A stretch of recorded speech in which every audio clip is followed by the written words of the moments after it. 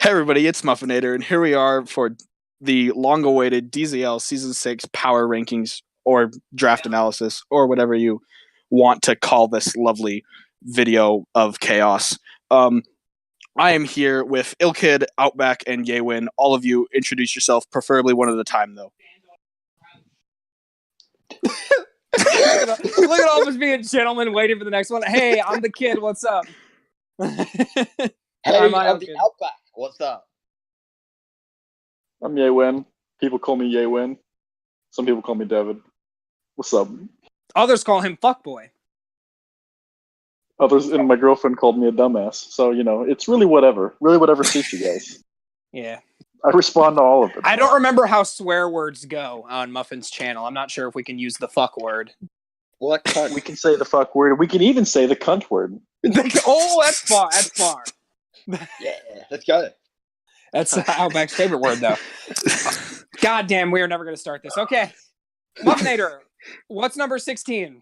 Okay, so yeah, we have 16 coaches, and up first, we will be discussing the lovely team who is coached by Kendawg and his Baltimore Blazekins. So let's just do a quick tell you what this team is, other than the fact that hopefully you have eyes and are looking at the screen. But he has Latias, Melodic, Porygon-Z, Kingdra, Scrafty, Masquerain, Mega Caesar, Tangrowth, Togekiss, Arcanine, and the beloved Fanfi. So, quick disclaimer before we start, or officially start, is we did indeed take post-draft, those two post-draft FAs I gave out into account, so those are here. But any week one transactions, like, for example, Kendawg's week one transaction of dropping Fanfi for Palisand, will not be counted here. But anyways, let's look at this team and talk about why we put it in the bottom slot for PRs. So I guess I will start out with what I believe to be some good things. Fairy Dragon Steel Core is pretty solid with Latias, Mega Caesar, and Togekiss. That's just a very well-rounded Fairy Dragon Steel Core, other than, I guess my only biggest complaint is Latias and Togekiss both kind of clerics. I mean, Latias can run offensive. I guess Togekiss, I'm going to shut up. Anyways, what I really, really like about this team... They're the same mon with different typings. That's literally what I was thinking. Pokemon with different That's typings. literally what I was thinking. I guess that's what I was thinking, but it didn't come out right, if you catch me. They're both good. Yeah, they're both good. They're just the same thing. Both solid. But yeah, what I really, really like about this team, but it's also kind of a hindrance, is this team's Fire, Water, Grass Core. Melodic, Tangrowth, Arcanine, that's just a really fat Fire, Water, Grass Core. Really solid. The only problem is they're all like monotype, just Fire, water, grass. Fire, water, grass. Like Yes. one big problem with this team, I will say, is it's lacking a lot of types. It's missing electric, it's missing ice, rock, ghost, and poison. I mean, It's missing a Ice and ground rock type, are- too, because Fanfi doesn't fucking count as a ground type. Technically, yes. His ground, that's another thing. Your ground is bad. Not only is your ground bad, but it's your only technical hazard. I mean, Masquerade's got webs, but it's not a damaging hazard. And when I think of hazards, I think of damage. And this is your only way is Fanfi. And even with the transaction, it's just Palisand, but that's beside the point. And then the lack of a ghost type means no spin blocker. You might be a little weak to toxic spikes because no grounded poison. Electric isn't there, which I mean, I guess it's not a 100% required typing, but it is a very, very, very nice one to have. I mean, ice and rock are kind of just luxury for the most part. Other things, no rapid spin. So if you're going to get rid of hazards, you're getting rid of both hazards. That's sometimes not going to be the best situation. In his defense, he's not getting up rocks most games anyway, so it doesn't. Yeah, this is true. So maybe no hazards was all part of the plan. I don't know. You wanted a hazard for it to be Web, independent. so- I will say this: the fact that your Dragon Fairy Steel Core, I mean, your main one. I'm not going to count Kingdra as part of either one of your cores. That's just Muffin kind of said off the by same itself. thing earlier. That's so funny. We don't talk about It's a it. water type. It's a dragon type. We're not going to count it in either one of the cores. We don't talk but about like Kingdra. Yeah, we don't. It's a good Pokemon, but you don't really have range support for it. But Togekiss, Mega Scizor, and Latios all get Defog, which is kind of nice. Yes, yeah. Your defog is really great, in my opinion. I like the defog on this team. It won't struggle to get rid of hazards, that's for sure. But again, I mean, yeah. Anyways, I guess that brings up another point is Kingdra.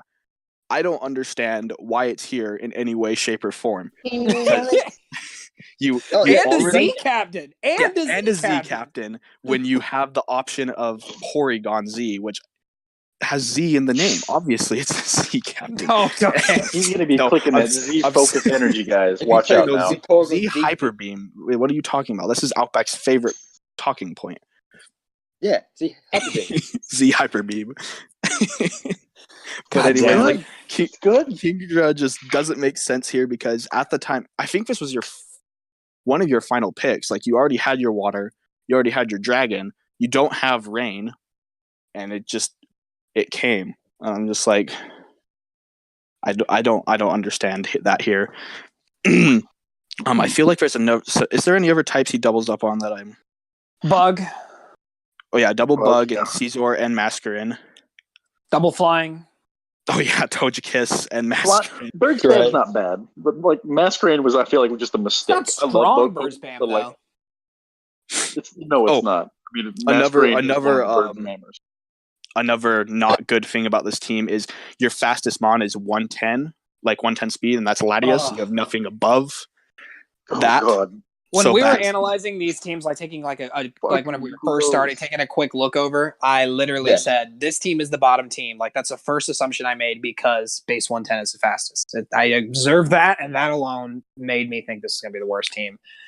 I would also say the last thing I don't think we really covered yet is lack of Volt Turn. There is negative Volt Turn on this team. So it literally hits all of the worst points. Kendawg, I'm sure you're an amazing player, and I'm sure you have a lot to prove here. But God, I am just really unpleased with this draft. I mean, I get it, 16 man, you get sniped. I think you were talking about that in your you were watching Endgame. You were talking about how you got sniped in the chat, but my God, like this just looks terrible in execution. I hate to be a dick. I'll say this though, Palossand does help a lot, just because it does give you a spin blocker and it does give you an actual ground type. And plus that ground type can heal, which is nice. I still wouldn't rank it higher though. Yeah. I agree, but I'm just saying. It does make it significantly better. All right, it's Outback's turn. Don't have no more fancy, so it's Outback's turn now, though, right? Let's move on to this. Oh yeah, Outback. Do you have anything else to say about Kendawg? Nah, you guys pretty carry it up. Okay, well, that's what we got on Kendawg, I guess. So Outback, take us away on number 15. Okay, number 15 is the Order. The Fire Soul. Just trying to get this shit working. So, Fire Soul, good dragon. Still very Read the Pokemon. Read the Pokemon for those who are blind. For all our blind viewers. You're helpful. Come in here anytime you want. No, good dragon face, so call what I said. Ferrothorn, Dragougi, and Pheromosa.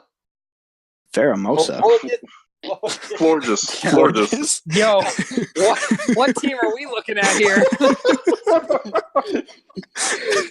This man had a Pheromosa on his team. It would not be 15 on the list. I can tell you that right now. It's like top 8 alone off that mon. Let me say, Pheromosa would put him in the top 6 immediately. Very stolen. You got a lot of stole mons that I checked. Mega Stabilize, Ferrothorn, Gligar, like a lot of stolen mons. Not really good offensive mons. Your only offensive mons are gonna pretend you said Gliscor instead of Gligar, okay? Yeah, somebody else drafted Gligar. Yeah, somebody else did. It's on a way better team. Like good. Your only biased much? Mons are Thunderous. Dragougi can be kind of offensive, and Entei. And Gliscor can be offensive too, but you really want to Did you mention Thunderous? I wasn't listening. Yeah. That's Okay. a Thunderous very start. My bad. Damn. Sorry. Rude ass. Like, Well, this is gonna be a weird video. Good hazard setters in Ferrothorn, Gliscor, and Glycopod. You got spikes. You got you just only got spikes and stealth rocks. You don't have toxic spikes or webs. For hazard removals, you have 2 defogers and 2 rapid spins, And then a magic bounce. and a magic bounce. A magic bouncer, which is useful, very useful. Yeah. Man, you can be Oh, leading with Mega Sableye every fucking week, and it's gonna just infuriate all of us. Then behind Gliscor, it's his best way of removing hazards behind Gliscor. Oh, Hitmontop's there too. I'm sorry. On top is and super then good. for the hazards you have we got Meteor. Meteor can set up rocks too.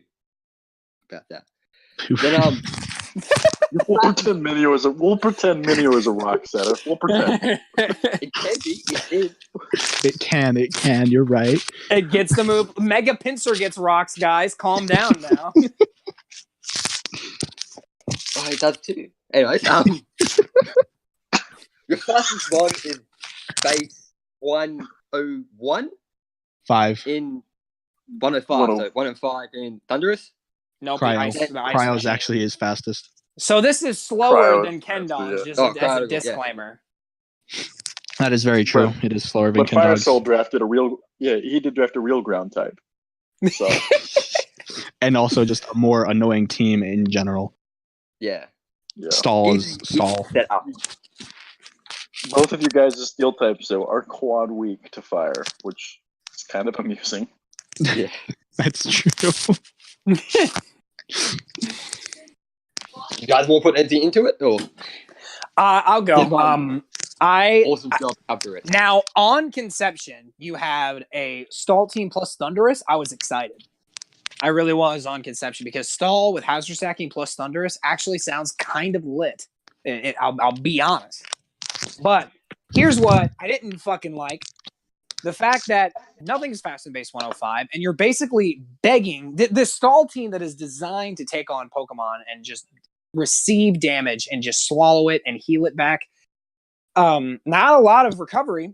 One, you do have Wish Pass though. Florgus is, he was on my team last season, and I had a hard time getting big wishes off of Florgus because it actually has very low HP. But that's aside from the point. My biggest point is Pokemon are going to be able to run their attack boosting natures versus you pretty much for free, or basically anything. I think it's base.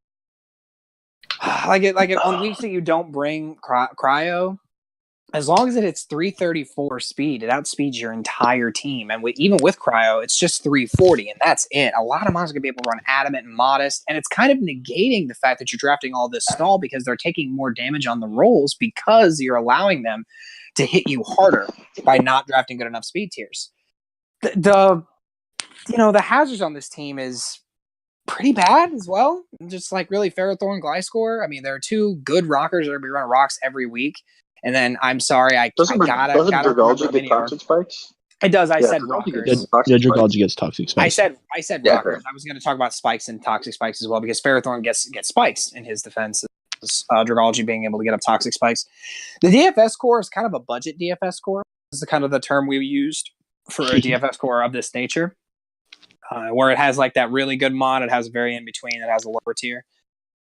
You decide which is which with Ferrothorn, Dragalge, and Florgus. So, it's very weird to look at, and it's just rated low in my opinion for those reasons. It doesn't necessarily lack any major components. It's got everything pretty much set in stone with like, I don't know why I keep looking at Steam and thinking it doesn't have a water type because it does have Glycopod. But, it doesn't have a bulky water. Rounded out stuff, but it's just failed on Conception whenever it comes to draft. It's just none of these mods really mesh well together other than the fact that you just drafted a bunch of fat mods in front of things. So that's my take on it, I guess. You drafted Stall with no offense, basically. Yeah. With no, Thunderous is scary with a base 145. special attack, and a banded Entei can be problematic. But that's really it. That's about all you're going to... I mean... Dragalji's good. Entei without a choice band... Dragalji's good, but that's another special attacker is what I'm saying. Like, the only thing they're going to have to worry about is an Entei hitting it hard and a Thunderous hitting it hard. So... you bring a mixed wall. You bring a mixed wall with a, with like its own recovery, then you're going to be okay.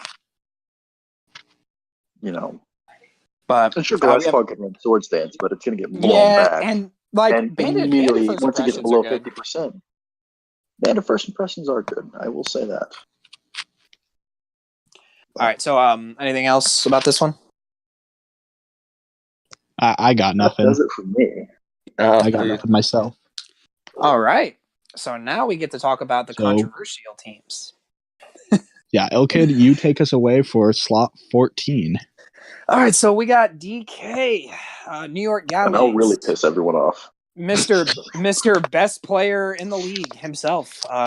Undefeated. Didn't choke 3 championships or anything. That never happened. Never happened. That's blasphemy. Never happened. Zcap Celesteela, I'm pretty sure it's his Omni Z user, is what I'll call it. Attacking Z user and Crocodile. Jolteon, Mienshao, Miltank, Typhlosion, Mega Venusaur, Tapu Fini, Reuniclus, Druddigon, and Avalugg. So now I will go ahead and start out my statement by saying I had a very similar-ish thing whenever I looked at this team, whenever I looked at Fire Souls. Whenever his first 3 picks were actually Celesteela, Mega Venusaur, and Tapu Fini. Whenever I saw this shit, I'm like, wow, this is amazing. Game's over. Right? Like, this is so good.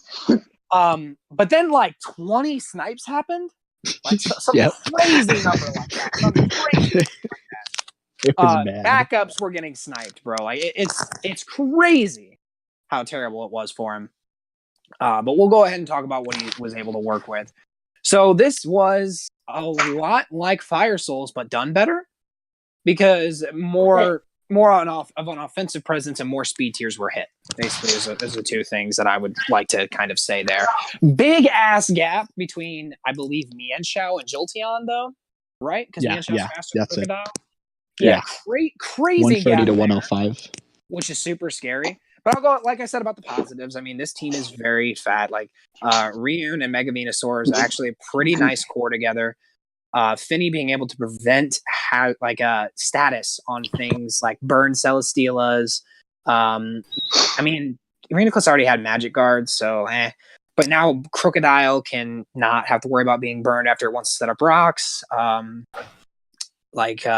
T-Wave isn't going to happen versus mons like Mienshao and Typhlosion. So it's not a terrible thing to have. Although it does kind of negate you getting to toxic things, which is going to be a big way that you chip down teams in the future. So pros and cons.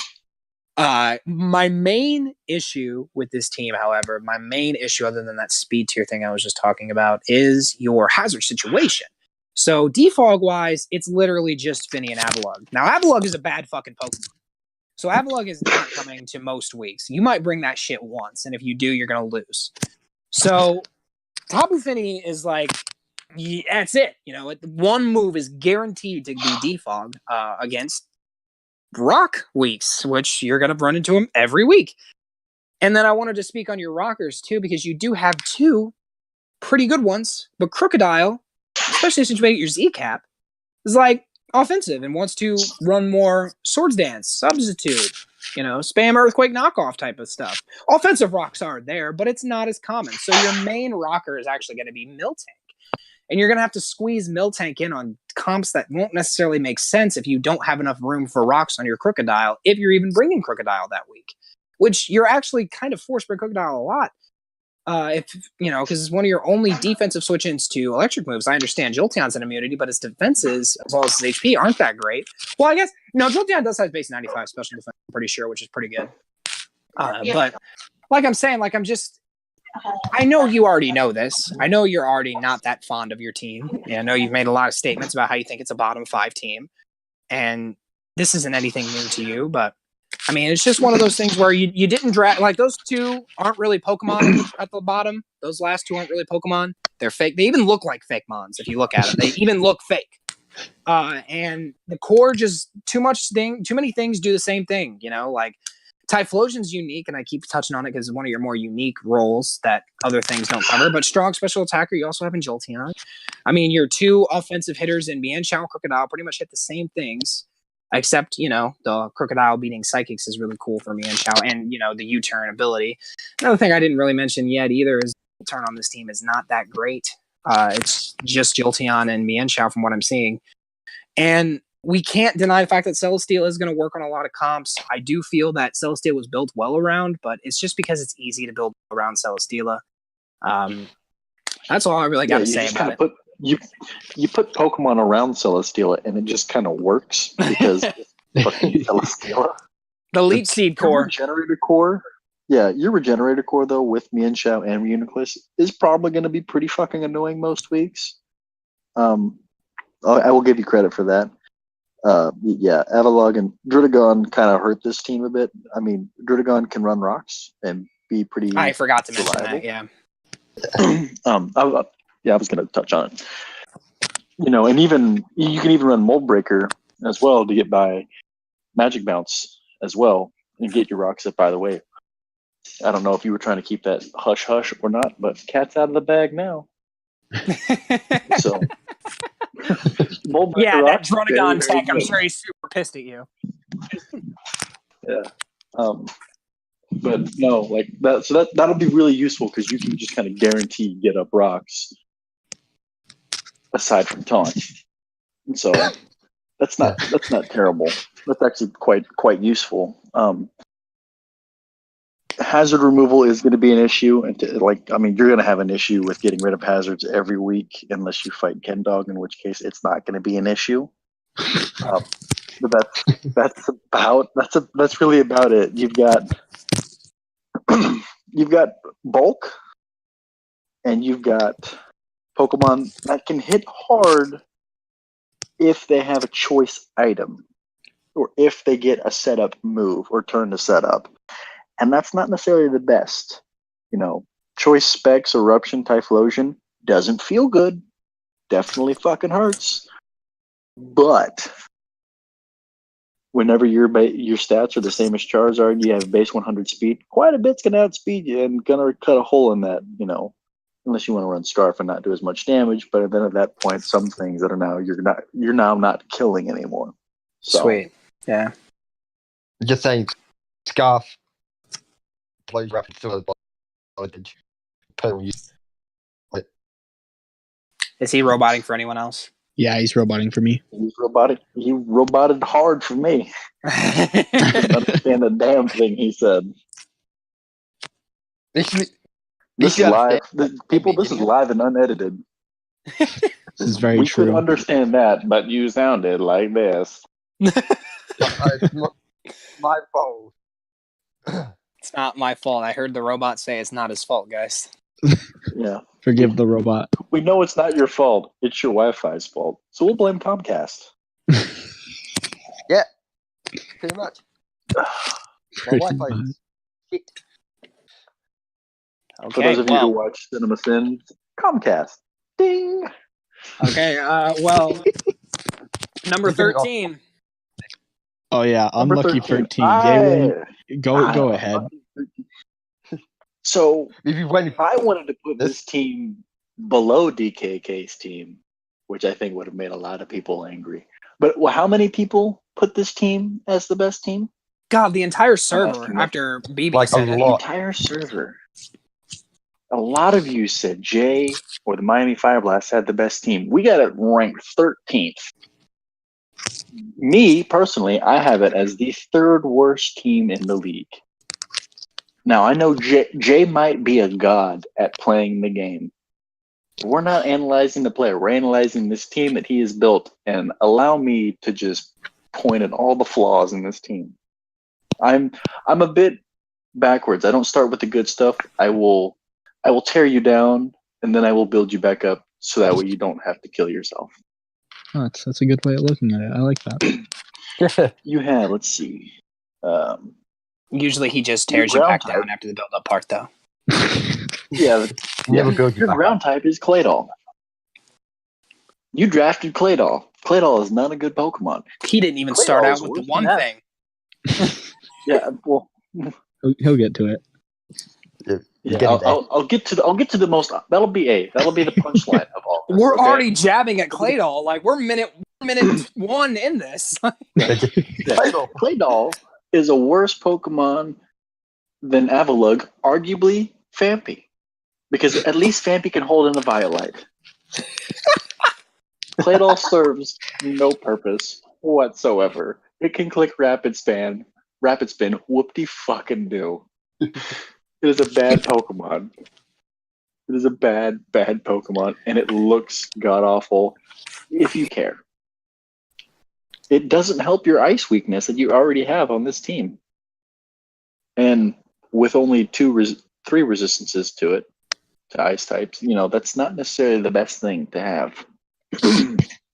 You doubled up a lot on your typings too. You have 2 dark types, you have 2 ground types, like unnecessarily. 2 ice, 2 ice, 2 water, 2 poison. Oh yeah. You're all over the place, man.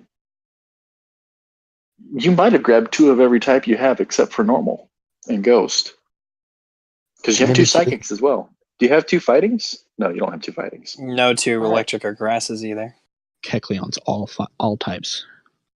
You're forgetting. You Yeah. can shut up about that. Yeah, The there's a normal type, steel turn type. 1. Yeah, there's a steel type that he doesn't fucking have. Are you kidding me, people? He doesn't have a steel type. Best team in the league doesn't have a steel type. My ass. I'm sorry. Just that's not a thing. You can't have the best team and not have a steel type is a type that's mandatory. It's mandatory to have a decent steel type. And this is hilarious because I actually thought you would like this team because of the top 2. Like I thought that you would love this team because of the top 2, but and it has Scoopy, one of your favorite monsters. Yeah, no, it's offensive. Like its offensive prowess is terrific, but Kieran Black, probably my favorite Pokemon in draft. Love it, and it's a Z user. Fantastic. Mega Gallade, really, really, really, really good Pokemon. Can just kind of blow holes in things. And you got some fat Pokemon around it. But you have doubled up unnecessarily on too many typings, and you don't have a steel type. Synergistically, too. It's like synergistically speaking, this team lacks. You have 2 Stealth Rockers, and I'm giving you 2 because Claydol does, I believe, learn Stealth Rocks. Yeah. So I have to give it. Yeah, it does. Kecleon, He has 3. Kecleon, too. Okay, so we're going to count Kecleon and Claydol as 1 Stealth Rocker combined. Because I don't like either one of those Pokemon on a draft team. I look forward to using them. If Claydol gets more than 5 kills, I'll be amazed. If it comes more than 3 weeks, I'll be amazed. But it is. That's being generous. 3 weeks? I was gonna say like 2. Or even 1. It's like you have Nidoqueen. Why did you draft Claydol? Why? Why?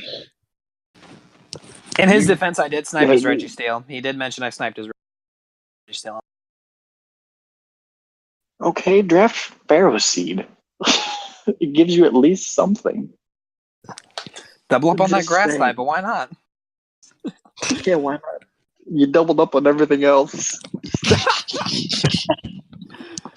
All right, I think he's had enough. But I will say the good things about this, you have the monster of Kieran Black, which is a Pokemon that just doesn't have a switch in. It really it doesn't. You can't switch into this thing and not take 40 billion. Mega Gallade, you click a Swords Dance and you win the game from there, basically. Suicune, fat Pokemon. Hazard removal is a bit lackluster in that I think you've got 1 T-Frogger and 1 Rapid Spinner. Yep. In Rotom Bow and Claydol. I'm even hesitating to say the name now. I was hesitating. I'm like the Volt Turn guy here, and Volt Turn's pretty weak. Because I keep mentioning that every time. Like, Volt Turn's pretty weak. Yeah, you got one Volt Switch and one U-turn Pokemon, right? Two. No, Incineroar. Incineroar gets U-turn. Fantastic. Awesome. Incineroar's great. One of my favorite dark types. Incineroar is terrific. A really, really good dark type. Good on a Kieran Black team as well. Really, I want to look at this team and I want to like it, but I just can't. Yeah, you've done a lot of good things with this team, but I feel like the bad heavily outweighs the good. Why like put Skull? Earthquake rips this team apart. Also has no flying Just resist. really rips it to shreds. Yeah, no there's flying no resist. bird spam or no bird spam resist. How did you manage to draft no steel type and no flying type? I also think Mimikyu and Scolipede do too much of the same shit. I actually have a point on those two together. I guess what that point is they do pretty much the same thing, right? Like, that's understandable, but I think, honestly, in my opinion, of why he has drafted Scolipede here is more for, since speed passing is allowed, I think he's drafted Scolipede more for a supportive role to speed pass into Kyurem and Mega Gallade. And Mimikyu, in that sense. And Mimikyu also. Like, that's why I don't feel Scolipede's truly here to be a sweeper, more to be support than anything. And then Mimikyu's the sweeper. It still sucks. That is probably why. It probably is still why Scolipede has Z Captain on it, which again is good. Yeah. I mean, the reason he threw Scolipede on Z Captain is he it's my fault. With that Z baton pass. Yeah, give you back full health, I believe. All right, I think we should move on to the next team. Offensively, your team is good. Defensively, your team has some pros in that you got Suicune, Nidoqueen pretty fat, Assault Vest Incineroar's decent, Rotom-Mow can take some hits, but just too many typings have been doubled up upon. And we will discuss this And with no anybody skill who wants type. to discuss it further in the chat, like easily if you have any more questions. We have a whole page. We are not. Yeah. We are not the end all be all on this. These are just four people's thoughts on these. Muffin, Our what's number opinions. 12? Okay. Number 12. In number 12, which I will begin explaining, is the San Fran Spoinkers with Spoink. So, again, quick overview of his team. He's got Z Garchomp, Toxapex, Chandelure, Roserade, Comfey, Steelix, Mega King, Weavile, Buzzwole, Z Braviary, and a Alolan Raichu. So, I don't have a ton to say about this team, so I imagine somebody else will take over in a second, but I will say what I do have. First up, it's quite ground weak, which is something we've discussed a lot about this team, which is honestly a big reason of why it's so low, because you've got Toxapex weak to ground, you've got Chandelure, Raichu, Steelix, and then in terms of ground resist, you have Buzzwole is a resist, Braviary is an immunity, and that's it. Like 4 and weaknesses. Let's count Roserade too. Roserade's a neutral. Roserade is pretty weak to Earthquake, dude. Okay. Oh, you're saying count it as a weakness. Okay. Yeah, I can. It's a weakness, yes. Yeah. Okay. Because its like defense it's got cancer for its defense. 4 to 5 ground weaknesses with only 1 resist and 1 immunity is not enough to cover it, especially when a lot of those mons weak are quite important. Like Toxapex is arguably your best defensive mon. Steelix is, I think, your only rocker. If I'm not, no, there's Garchomp. You're only he's mainly going to come for rocks, right? And he's going to be weak to ground. And then I guess Raichu and Chandelure are just kind of there, and then Roserade's for spikes and such, but it's just going to get nuked by. Which is good. Yeah. Which is good. Yeah. And Technician Hidden Power is always very nice to have. Technician Hidden Power hits very hard. It's just like that 90 base power insert type of move here it doesn't feel good. But No, it Steelix does being your not. only steel type, you're going to be Steelix as your only steel type, and you're going to be probably bringing it almost every Bringing it a week, lot. and which isn't terrible. It's not bad. It's just not good. It's pretty mediocre in my opinion. So you are pretty safe to run rocks on it every week, and it does free up your Garchomp to be more offensive and not have to run Tank Chomp. So I'm going to give you that.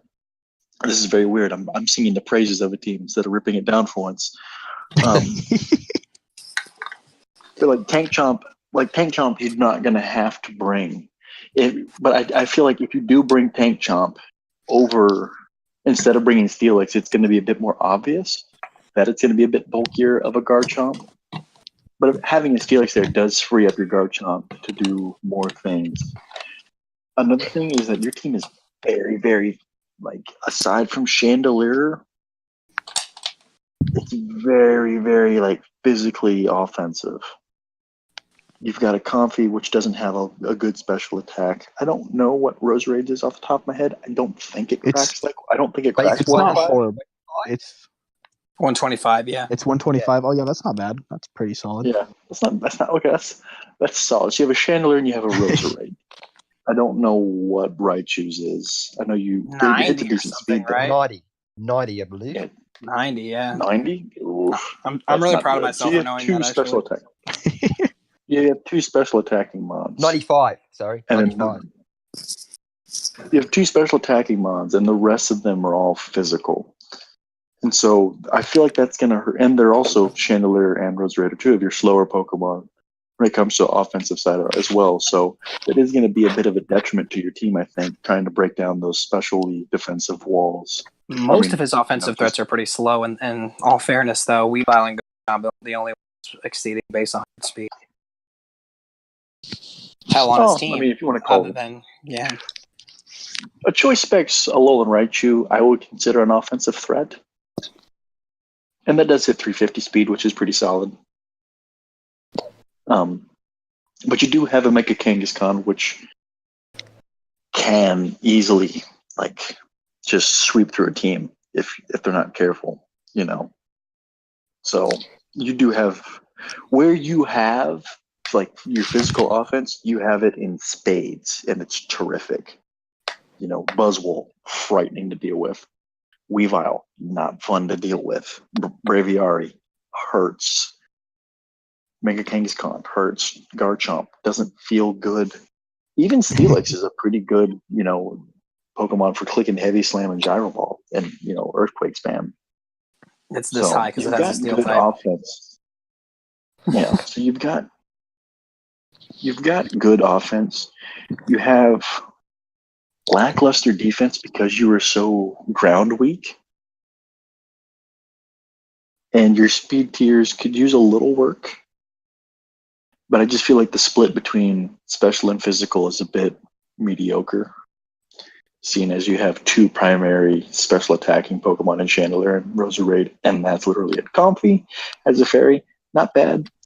I would say slightly above average because priority Synthesis and Draining Kiss is pretty good. But I will mention that he's got 2 grounds that aren't weak to the same hidden power. That's one thing I wanted to say. I thought that was cool. And then another thing, that is very good. This is where we started liking the teams a bit more and understanding the concept. These next few are still going to be a little tricky to explain because we're not aware and they look funny to us. But this is really the cutoff where we're done saying the teams are necessarily bad. I would probably say somewhere between that. No, you can't. No, you can't. I Go ahead, Outback. You can, Outback. You really not only got 2 defoggers in Comfy and Braviary, and Comfy doesn't really want to run defog if you want to use the Carmine sweeping set. Right. And Braviary doesn't want to run defog either. Yeah. I'm surprised we haven't touched on this yet, actually, yeah. And there's no rapid spin either. We have 4 rock with 3 rock weakness when coming in Weavile, Chandelier, and Braviary. And Braviary is one of them if you want to run defog, and that's the only real way. Hazard stacking was really is really bad weakness for this team because Comfy's got a lot of pressure. Yeah. Comfy's got to bring out the backpack every week and just put in the finest work. I Also, don't have it. Spoink, you're a good player. So I have full faith in you to just get the most out of Comfy. Oh, he doesn't care about this season. But I'm aware Probably he right. doesn't. Like, I'm 100% aware he doesn't because I'm pretty sure he said that. I know DK doesn't give a shit about this season either, but we have to pretend, okay? Let's keep the ruse going that we actually all like. I care, asshole. I get that. I get that. now. I'm saying like a lot of people don't. By a lot, I mean like This team 4. also doesn't get the IL Kid Volt Turn stamp of approval. No, it doesn't. You have one Volt Switch Mon. And Braviary for U-turn. And Comfy that's gets it. U-turn also. I think Comfy. Oh, how dare That's I? How dare I forget that? Look at that. Comfy putting in the finest. Also, he's only cleric in Comfy. Hey, Outback, I have a question for you. Yeah. What's number 11? And Yes, will you indeed. say, What is number 11? Will you say all the mons this time, please? If I could say, yeah. For our blind users, please. Blind For our users. blind users, please Oh, list fuck. off the Pokemon. Number 11 is Voltage. I would love him to name them off as not robot Outback. Oh my god. Okay. The robot. Are Volcanion, Primarina, Gigalith, Ditto, Sableye, Megan, Excadrill, Shaman, Season, and Z. That was that. It's almost like you're speaking another language. Is it because he's Australian? No, it's because he sounds like a. It's because you're an Aussie robot, and so it's like another language. I love it. I love it. Just keep going. They might not know our opinion on this team. Just keep it going. They're not going to know our We're opinion on this team. professionals. We're professionals, boys and girls. Make up pins, pretty much. I think he said Mega Pincer. Yeah. He was singing his praises. Right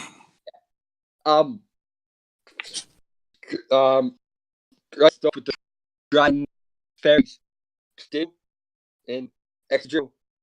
Right. He has the fairy type. Adios. And Excadrill is The your only clear word we've heard is Fuck, you do it then. No, we're not making fun of you. It's just It's so. God, why this is Shaman so far away from? Where did Shaman go? Does anybody else see that? Yeah, I do see that. Shaman is so microscopic compared to everyone else. What are you? Oh, I see what he's doing. Oh my god, this is the best video ever. Yeah.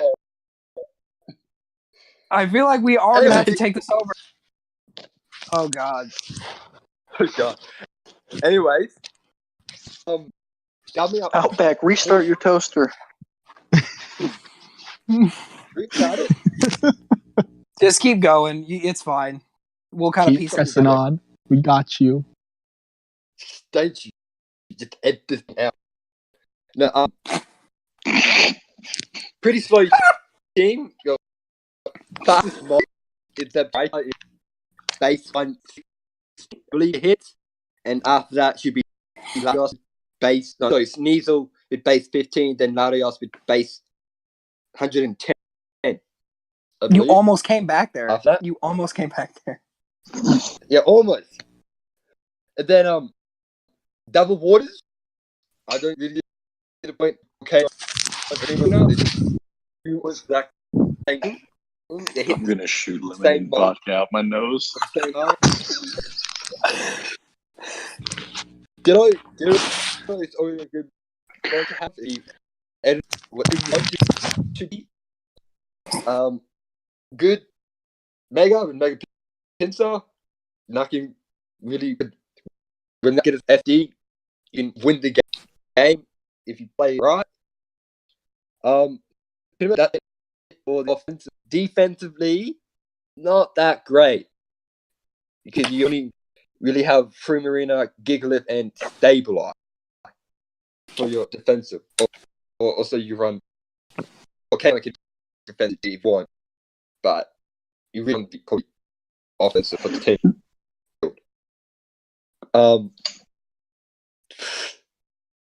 Yeah, that's all I have for now. Okay. Okay. Let's. Outback. Thank you, Outback. God, this is. Okay, we're gonna talk more. Go fix your router and come back. Seriously. Like we were able to understand what you were talking about because we've had this conversation about this team before, so we know just about everything you said. The issue is Outback. You have a toaster and a potato for a Wi-Fi router right now. Pretty shit. We've never had this problem before, though.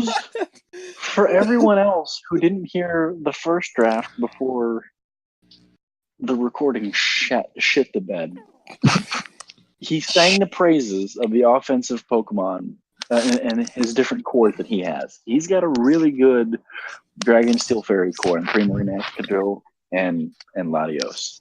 That's a really, really good core.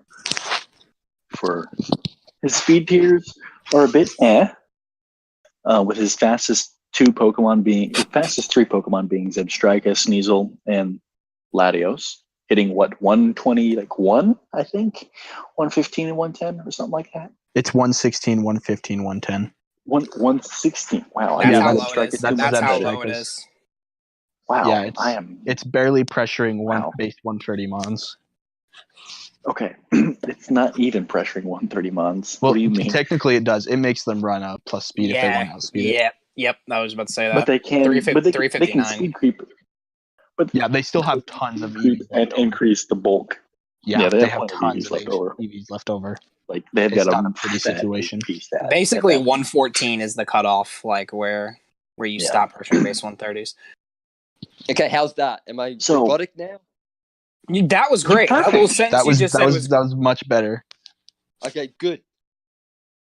yeah. Oh God, you're back. He's saying the praises of So I'm quickly recapping what you said.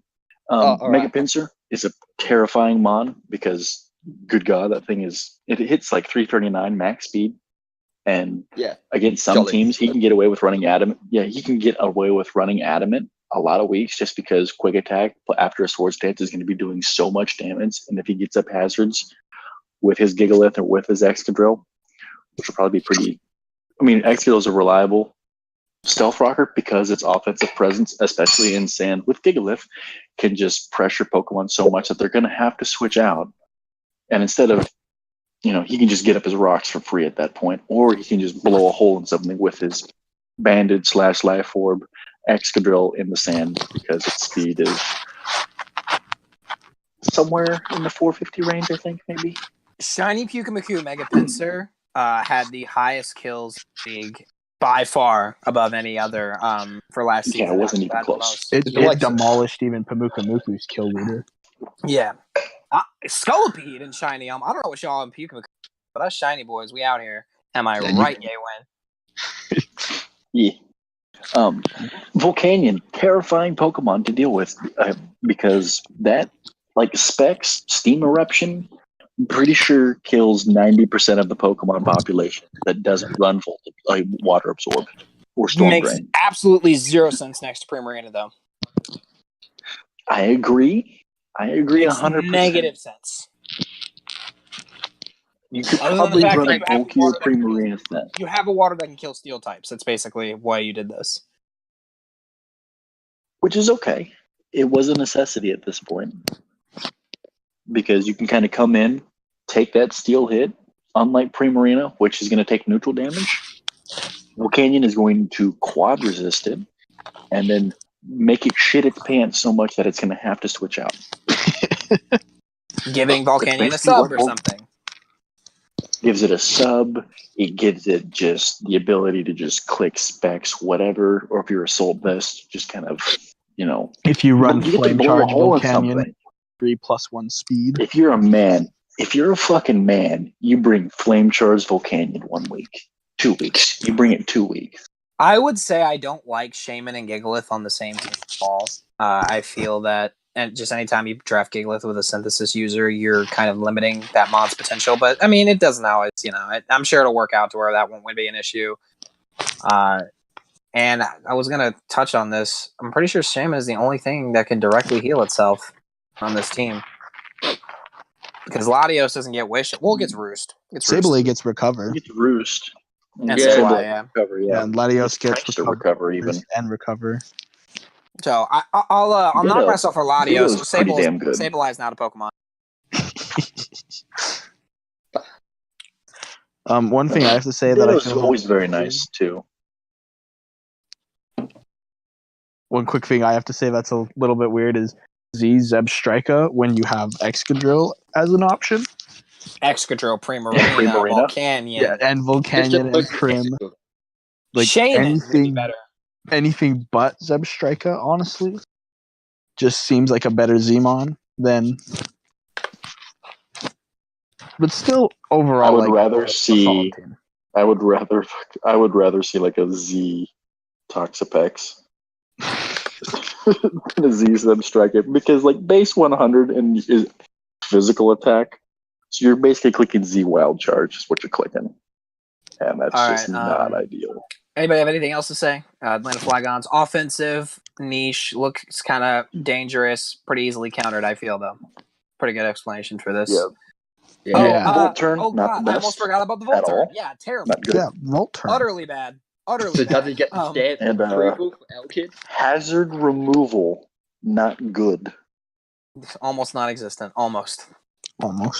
Three of your offensive mons. You have a really good rapid spinner. You have a really good rapid spinner, but in Excadrill, you got a decent defogger and Latios. Oh, and do not forget Defog Volcanion like we almost did last time. You're welcome, guys. You can get away with doing that some weeks, I'm sure. But like pretty much just drill in Gigalith for rocks too. Megpainter gets rocks, but pretty much drill in Gigalith for rocks. And drill at this point is running rapid spin and stealth rocks on the same week, which is no bueno. Gigalith though is okay with running rocks because you can easily get away with just that's going to be its main purpose. I feel like, and if on the weeks where you're going to have support Excadrill, not terrible. Earthquake, rapid spin, stealth rocks, and Ironhead, not a bad set. Honestly, it's really not. Especially if you've got a Gigalith there give it sand as well. It gives it a lot more pressure. All right, so now it's my turn, right? Yep, on to number 10. All right, so let's talk about grass resist on grass resist on grass resist the team. Little funny quote Plasma said about his team because he's commenting on the fact that he drafted 3 water types, but he feels he covered the grass weakness that provides very well with his other team members. Picking up a 4th grass weakness. Okay, this team, Plasma, this is by far the weirdest team to look at. I feel that you got pulled apart in every different way and every different avenue you wanted to go down. But let's talk about it as is. Speed tiers, cool. Cool. Not fantastic, but cool. Very weirdly top heavy. A lot of things are base 100 and above. By the looks of things, a lot of things are base 100 and above, and then only some 5 other below base 100, and then some other anchored down like speed tiers, like your 2 water types. Okay, but in a 2 out of the 3 water types. In a serious note, this team is great when it comes to offensive synergy. Other than the fact, I kind of did this too. I felt I did this as well, but I really don't like teams that have speed tiers set up, at least offensively, like you do, because of Keldeo Blacephalon. They basically hit the same exact speed. I don't like that. They're both. Hey, base 108 and 109. There's a difference. I'm There's sorry. a 2-point difference there, my friend. I'm sorry. But I really don't like that setup. I've always said that if you can try to avoid that, do your best to. I feel that they don't punish enough different things. But, I mean, Blacephalon does hurt that grass. You know, that grass weakness, that big grass weakness that he's so intimidated about. I keep saying I'm going to take this seriously. Another positive is the setup potential of this team is really good. Virizion gets dual dance, right? Like, I know it gets Calm Mind, but I think it gets like dual dance too. I don't know if it gets dual dance. Altaria, Calm Mind Jirachi, setting up Calm Mind Keldeo, Blacephalon just killing things, getting a beast boost. Both being your Z users is going to be very crucial in games as well. We are almost to the point where I think I would say this Volt turn is okay with Mandibuzz, Jirachi, Crobat, and Lantern. I think that's and Party Shot. So because of Persian, Party Shot, this is the one of the first teams that will get the Isle Kid Volt turn stand. Very good stuff there. I mean, we can make fun of it all we want. The 3 waters really aren't that great. I feel that you did double up on a lot of different rules. Keldeo and Blacephalon like to do a lot of the same things. Altaria is one of the more unique mods on your team, and I feel it's one of the only unique mods on your team because I don't get Sandslash next to Gastron, other than the fact that Sandslash gets rocks. Speaking of rocks, you have 2 rockers. You have Jirachi and you have Sandslash. Hazard removal on this team isn't that perfect either. Mandibuzz, Crobat, Mega Altaria, and help me, Sandslash. Yeah, Rapid Spin. So 4 ways of removing hazards, 2 of which don't like being on the same team between Crobat and Mandibuzz. And anytime, I know that you can leave some mons on the bench and still find utilization for them in other teams, but personally, whenever I'm running a team, I do not like that. I like all 11 picks to be able to work together in different teams with different sets. That's how I feel that you have created a good team. I do not feel you hit that stride with this team.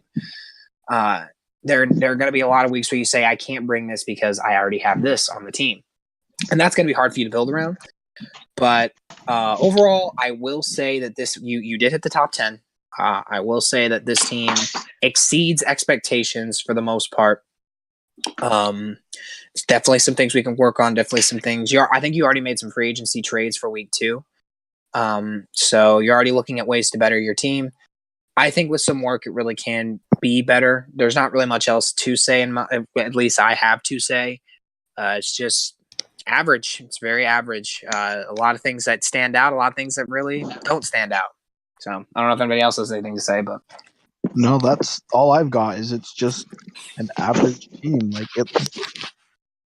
That I agree. Sweet, I did something nice. I even covered the Volt turn thing. Almost forgot every other time. Yeah, I know. And it's like your Outback, your main thing that you get at.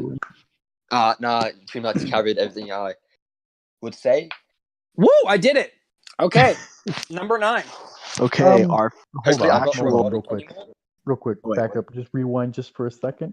Fuck Jirachi. Damn it! I thought I did it. Okay, I did do it. Fuck Jirachi. I hate that Pokemon because reasons. Just message YeWen if you watch this. Be like, why do you hate Jirachi? And just get ready for the paragraph you will receive. It'll be a nice essay of it. Break it down into points. Okay, now we're gonna move on to the 9th spot, the first slot of one of our PR people. Hey, YeWen, take it away on this team. Oh my goodness, I get to tear apart Muffinator's team. Here we fucking go. I'm going to start with the thing that I asked you the first time I looked at your team. Where the fuck's your dark type, bitch? Oh, that's right. You don't have one. You don't fucking have one. Oh, no.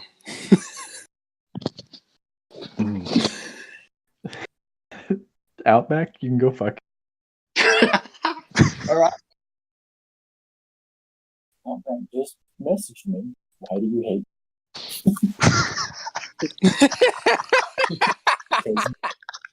because he's a cheeky bastard. Someone has to. So now YeWen became a bit of a robot for a second there. So come back to us and let's stay on topic here for number 9. Robot's my thing, not yours. I thought it was YeWen's turn. It is Yeah. YeWen's turn. It is. Robot. It is. Yeah. So, Muffinator, you don't have a dark type, which is a problem. However, you do have a really good steel. Really good steal. That's what I heard. Yeah, I heard it too. I did say. Decent hazard setting in Dawnfan, and spike setting in Garbodor, and spike Frost setting last in two.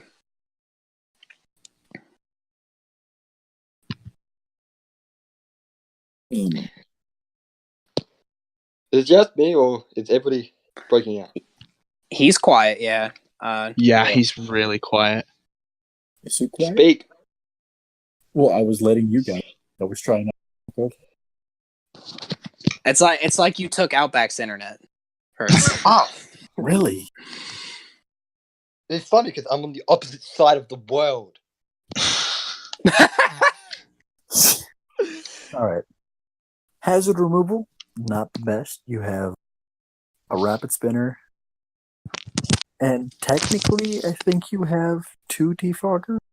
3. The Sal- 3. Three. 3 Salamence gets defogged. Yep. All right. So you have, technically speaking, you have 3 defoggers. Realistically, you have 1 defogger and 1 rapid spinner. In the confines of what is plausible, you've got 1 defog mon and Rotom, and you have 1 rapid spinner and Dawn, which doubles your stealth rock setter, your primary stealth rock setter. So Your there's only 2 stealth rock setter. Mega Mile.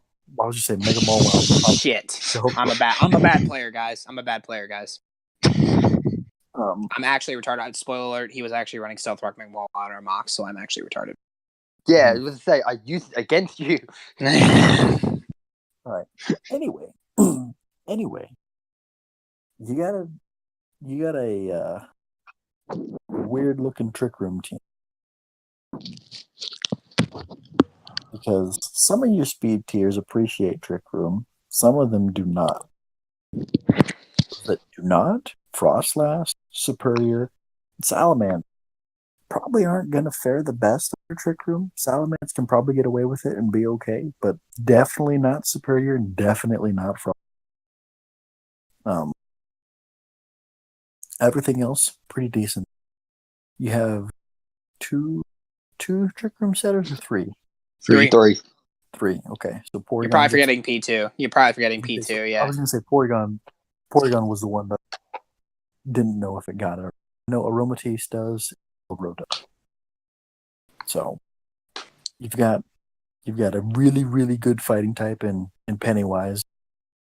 Killed. Those who Such a didn't good get the name. joke. Such a good name. You've got The Dancing Clown. you've got an okay type in Slowbro. But you don't have the dark type to finish out that core. Your Dragon Steel Fairy core, not bad. You kind of missed the mark a bit on the fairy type with Aromatisse, but I get why you drafted it. Kind of served the purpose of running Trick Room. So credit where credit is due there. Your Fire Water Grass core is pretty decent. Well, you have a good grounded poison type that can run toxic spikes of its own while picking up the toxic spikes of others and set regular spikes as well. However, when it comes to like wall breaking potential on this team, on the special side of things, you do not have it. You have a Mega Mawile. You have potentially Banded or D-Dance Salamence, potential Flame Orb, Guts Conkeldurr for wall breaking potential. On the special side, your best 2 special attackers are Superior after one that connect, and I'm pretty sure Either Frostlass or Rotom Heat. I don't know which one the higher special attack out of those two. Rotom hit, I believe, with base 101. It's definitely higher than Frostlass. And that's really it when it comes to special attack. You don't really have. So offensively, this team is a bit lackluster. Defensively, this team is pretty good. You've got bulk in spades, and you've got bulky offense in Mega Mawile, and even Donphan with 125 attack, 120 attack. 120. 120. Conkeldurr, which with its monstrous attack stat, 145, I believe. Mhm. Thought it was just 140. Oh, I thought it was 145. But anyways, So decent offense, like bulky offense, but just too lackluster on the special attack. On the special attacking side of things, you don't have a dark type, and your hazard removal is lackluster. Good hazard stacking though. Yeah, that's a really good synopsis there. I was talking to him beforehand, and I basically just geared this towards drafting a Trick Room team that can work outside of Trick Room. And honestly, I think he did it quite well as like one of those bulky stall kind of team-ish Esmon types of Trick Room weeks. But Trick Room is going to be the primary focus, and it's going to be a bit hard to build around without Trick Room. So I'd say decent stuff all around. He covered a lot. It was very good analysis. Volt turn stamp of approval? No, not for me. It ain't for me. It is not for me. It's just Rotom from what I see. It is only Rotom. Yeah, it's only Rotom. So, got anything to say, Outback? no, you pretty much covered it. All right, we're at the halfway point then. Yep, we're going to move on to our 8th slot. Now that YeWen has discussed my team, You can discuss his. to his team, the Kansas City Keldeos. So, again, for our blind viewers, I'll quickly go through team. We stop doing that. Never. Not when I'm here. When are you going to be a blind person watching a YouTube video? You don't know. It's not serious as the What, are they going to braille it? Like, you put the thing on the screen to read it? But anyways, it's they're Hoopa blind, not Unbound, deaf. Z Volcarona, Empoleon, Z Tornadus, Deoncé, Weezing, Megaseptile, Komo-o, Raikou, Mismagius, and the Doug Trio. Okay, so things to go over. First up, Volcarona and Hoopa Unbound, I think, go really well together. Since Volt takes those bug moves very well, which Hoopa does not like at all. And then Hoopa can hit on the physical and both physical and special side, while Volcarona is mostly special, but Hoopa's there to pick up the slack.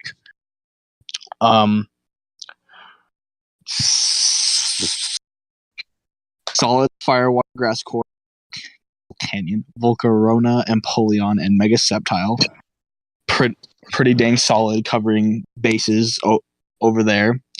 Fairy Dragon Steel is also relatively solid with Komo-o or Megaseptile, whichever your preference.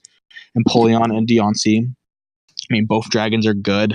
I mean, double dragons sometimes can be a nuisance, but we'll see, I guess. Honestly, some just really scary offense this team has. Volcarona's terrifying with Quiver Dance. Hoopa's terrifying all around. Tornadus can be scary if it gets a nice Defiant boost. I don't know if it gets special boosting stuff, does it? No. No, it doesn't. Speed control with Sceptile too. That really nice high physical attack stat with a high speed tier that Sceptile provides. Yeah, Sceptile can be run specially or physically. It's got Swords Dance. Does it get special setup? No. No, but No. Komo does. Komo gets both. Komo is an amazing mixed mon. You've got Calm Mind Raikou, which is terrifying, or can be terrifying. Doug Trio hits like a truck and traps you in unless you're a flyer or have a shed shell. Mismagius, I believe, has a decent special attacking stat. I don't know the exact number on it. It's 105? actually it's 105 It's for 105. special attack and below, and everything above it is 60. I see. But yeah, It's like nasty. really good like offense. It's a more hyper offensive team for sure. I mean, its defense isn't anything crazy. I mean, you've got Empoleon and Deontay, two really good rockers, which that's another thing. Your rockers and like hazard setting is pretty good. Empoleon Deontay can easily set up rocks. Komodo can set up rocks. Dugtrio can set up rocks. Weezing gets T spikes, I believe. Does it get normal spikes too? No. No, just toxic spikes. Yep. I mean, it's the only problem with Weezing is it can't absorb toxic spikes because of levitate. But I mean, It's still levitate on a poison type. Yeah. Yeah, still levitate on a poison type, which is really nice. Z move users are great. Z Volcarona is terrifying. I don't know too much about Z Tornadus, but I know Z Hurricane's gonna hurt. That's for sure. I mean, overall, really good team in my opinion. Speed tiers are great. Not any massive gaps, even though he's got that 145 to 120 is not the worst gap in the world. It's pretty solid. Most mods aren't hitting above base 120 anyway. Yeah. Yes. Yeah. Overall, very solid team. I like it. I think one complaint is its removal. I don't believe is that amazing. I mean, No, Empoleon's a definitely great defogger. Best defogger according to the GBA. Yeah. Tornadus can have Prankster defog, which can be fun. Or Tailwind. Yeah, I was gonna say mainly he was going for Z Tailwind. With Tornadus. Yeah, that's what I have to say, I guess. Anything else from you two? Yeah, so I just wanted to kind of put out the general. Whenever you run, you run hyper offense. You're sacrificing a lot of areas to gain more in other areas. In the offensive department, you're sacrificing a lot defensively. Anytime you build a team with this kind of nature and offensive prowess, so that's genuinely why teams like these are going to rate lowish to mid. I've seen YeWen get a lot more criticism on a lot better teams, and I've seen him perform just as well with those. This is definitely one of the more scary offensive threats in this draft. A lot of times, this is his home. This is something we're going to have to prepare for every week and be terrified of. Because I've been on the receiving end of a pretty hacksy Mega Gyarados. You're still an asshole for that. Knocked me out of my top 2 spot because you got to flinch, you fucking bitch. But pretty fantastic stuff all around here. I really feel he drafted my big brother really drafted a team that of his own here. So. Yeet. Oh yeah. He pretty much said. You said pretty much everything I was thinking about it. Volturn sucks though. Yeah, it's just right. Which isn't good on a hyper offensive team. Yeah. Sleep on. Sweet. Okay. Next one then. Yep, let's move on to number 7. Outback, you're up. Explain this lovely team. Hopefully I don't sound robotic. No, you're good this time. You're good this time. I'm good? Oh, fuck. I just hit my thigh. Oh. Well, talk before you ruin it. Sorry. Okay, Lo Maine. Oh, I can't even say it. Yeah. Lo Maine. Lo Maine. I don't. Oh. Lo Maine. Lo Maine. Lo Maine. Okay. There you go. Sorry. Cause Good Dragon Fairy Steel Core in Clefairy High Dragon Steel or for a blind people is watching this. He has a Clefairy, a Z High Dragon, a Metagross. Clefable? Apparently you're blind because that's Clefable. We found our blind viewers, guys. What? That's Clefable, not Clefairy. Oh. Come on, Decidueye, licky.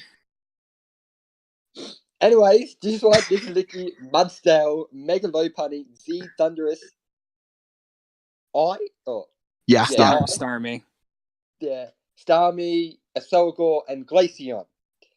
Okay. I'm drinking, and I know the difference. Going on. Fastest mon is Mega Low Punny with the base 145 speed. No, but No. it's 135. 130. His fastest is the Selgor at 145. Oh yeah, So- fastest is Zelgor, then Mega Low Punny.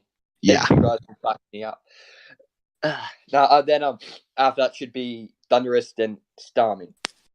Or Starmie, then Thunderous. After that, Starmie. Starmie's faster than Thunderous by 4 points.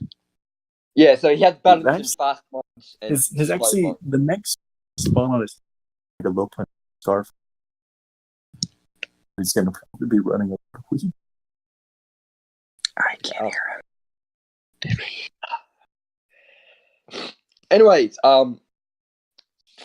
good cleric in Clefable. Nothing really, no team really like doing with a Clefable with T-Wave or Stealth Rocks, but it's limited to one set per round because it wants to be like a cleric with Stealth Rocks or a Carmine Sweeper set. I mean, he can run Cleric Licky if he wants to. Yeah. Then Megalopony, pain to deal with no matter what. Nothing really like taking a fake out into a return or a high jump kick unless you're a steel type that resists return, but it doesn't like take a high jump. And a bit of scrappy, so you can hit ghost types. That's always a good plus in it. Good removers. Decent removers. You got 2 defoggers and 1 Raptor Spin, I want to say. 3 defoggers and 1 Raptor Spin in Hydreigon, Thunderous, Situai. It's defoggers and the Raptor Spinners are Star. I want to say Star You, Star Me. Starmie, yeah. Yes, Star You, first evolving of it. Then pretty much everything goes down here from there. Good dragon. Not dragon. Water. You don't have a fire type. You do that water grass. That's paramount. Fire types are essential. Said Fuck no you, one. TP. You guys Yeah, don't I know did that, TP. didn't Okay, you guys don't know TP, but like imagine TP is like Jesus, but not even fucking close. Like that's TP. I had to spit out my drink. Because of that. That's a little inside joke I have with my big bro over there. That's a joke. It's a joke. Still me. Elf Rockets are Mudsdale, Metagross, and fucking hell, I can't even remember it now. Clefable, you got this. Fable, yeah. I have blank with that mine right now. Whew, yeah. It's not even late at night for you, man. Come on. You take it from here, guys. I need to play mine. I need to go do All right. Well, I guess I like the Volt turn. Definitely like it. Mudsdale, only ground type. Not ideal. Not It's good. ideal. I like them, but not ideal. Not ideal. No. Offensive, and I mean offensively, synergistically, it really does work and hits a lot of all of the barriers it needs to. Rockers are good too, like he was trying to say earlier. And really, his team is it's a lot like Plasma's, but it's just a bit better made because Lo Maine's really good at Pokemon. It's also, we had to really kind of unbias ourselves, like Jay earlier, because we know he's done a lot of great things in this community. So it was a bit harder. We actually had him higher than this strictly because he's Lo Maine. That is not how you power rank. That is not how you power rank. You power rank off the team, not the player. So just to let you know, he was a bit higher in a biased opinion. In an unbiased opinion, we feel this is where he sits. Yeah, is it my turn yet? I like the hazard Yeah, stacking on this team. Unless YeWen has more to So, say. No, I do like the hazard stacking on this team with a Selgor and with Metagross and with Mudsdale getting up your run. You know, outside Fable should be Fable's probably the most ideal stealth rock you have because it is a fairy type. Only having 2 weaknesses, you know, and being unaware and being able to be bulky. You can't have that going for you. But like Metagross, good stealth rocker, Mudsdale, decent rocker, a Selgor and regular for you running it. And just guaranteeing to get 1 win. almost always guaranteeing getting 2 layers of as well as a good suicide bait should you choose. All right. Really good hazard removal too. I do like this is one of the few teams that actually has like really good hazard removal. Damn, thanks, man. All right, so we'll move on to the next one. Number 6 is going to be the powerful Pat Rats. And now this team, BuBeaver's team of Zygarde 50, Zeraora, Snorlax, Breloom, Rybombi, Amistar, Mega Alakazam, Neolego, Skarmory, Moltres, and Scyther. For Did you Outback, mention Snorlax? I did. I said Snorlax after Zeraora. Okay. The way it's Okay, ordered. my bad. Sorry. You can watch it back later, you bitch. This team was actually in mock-ups rated first, and it just slowly deteriorated, especially kind of after those trades you made, post-draft trades you made. But I'm going to go ahead and pull a YeWen here and actually start out with what I don't like. I don't like all the flyers. Too many flying types for a successful, negating of rock sweep. A lot of rock sweep mods is basically what I was getting at whenever you add all those flyers. And I understand Skarmory is not necessarily a rock weakness, but it also is kind of rock weak because rocks negate its sturdy. So a lot of mods that don't appreciate hazards with not enough hazard removal. The hazard removal you do have isn't that great. Moltres is not a good defogger because of its quad weakness to rocks.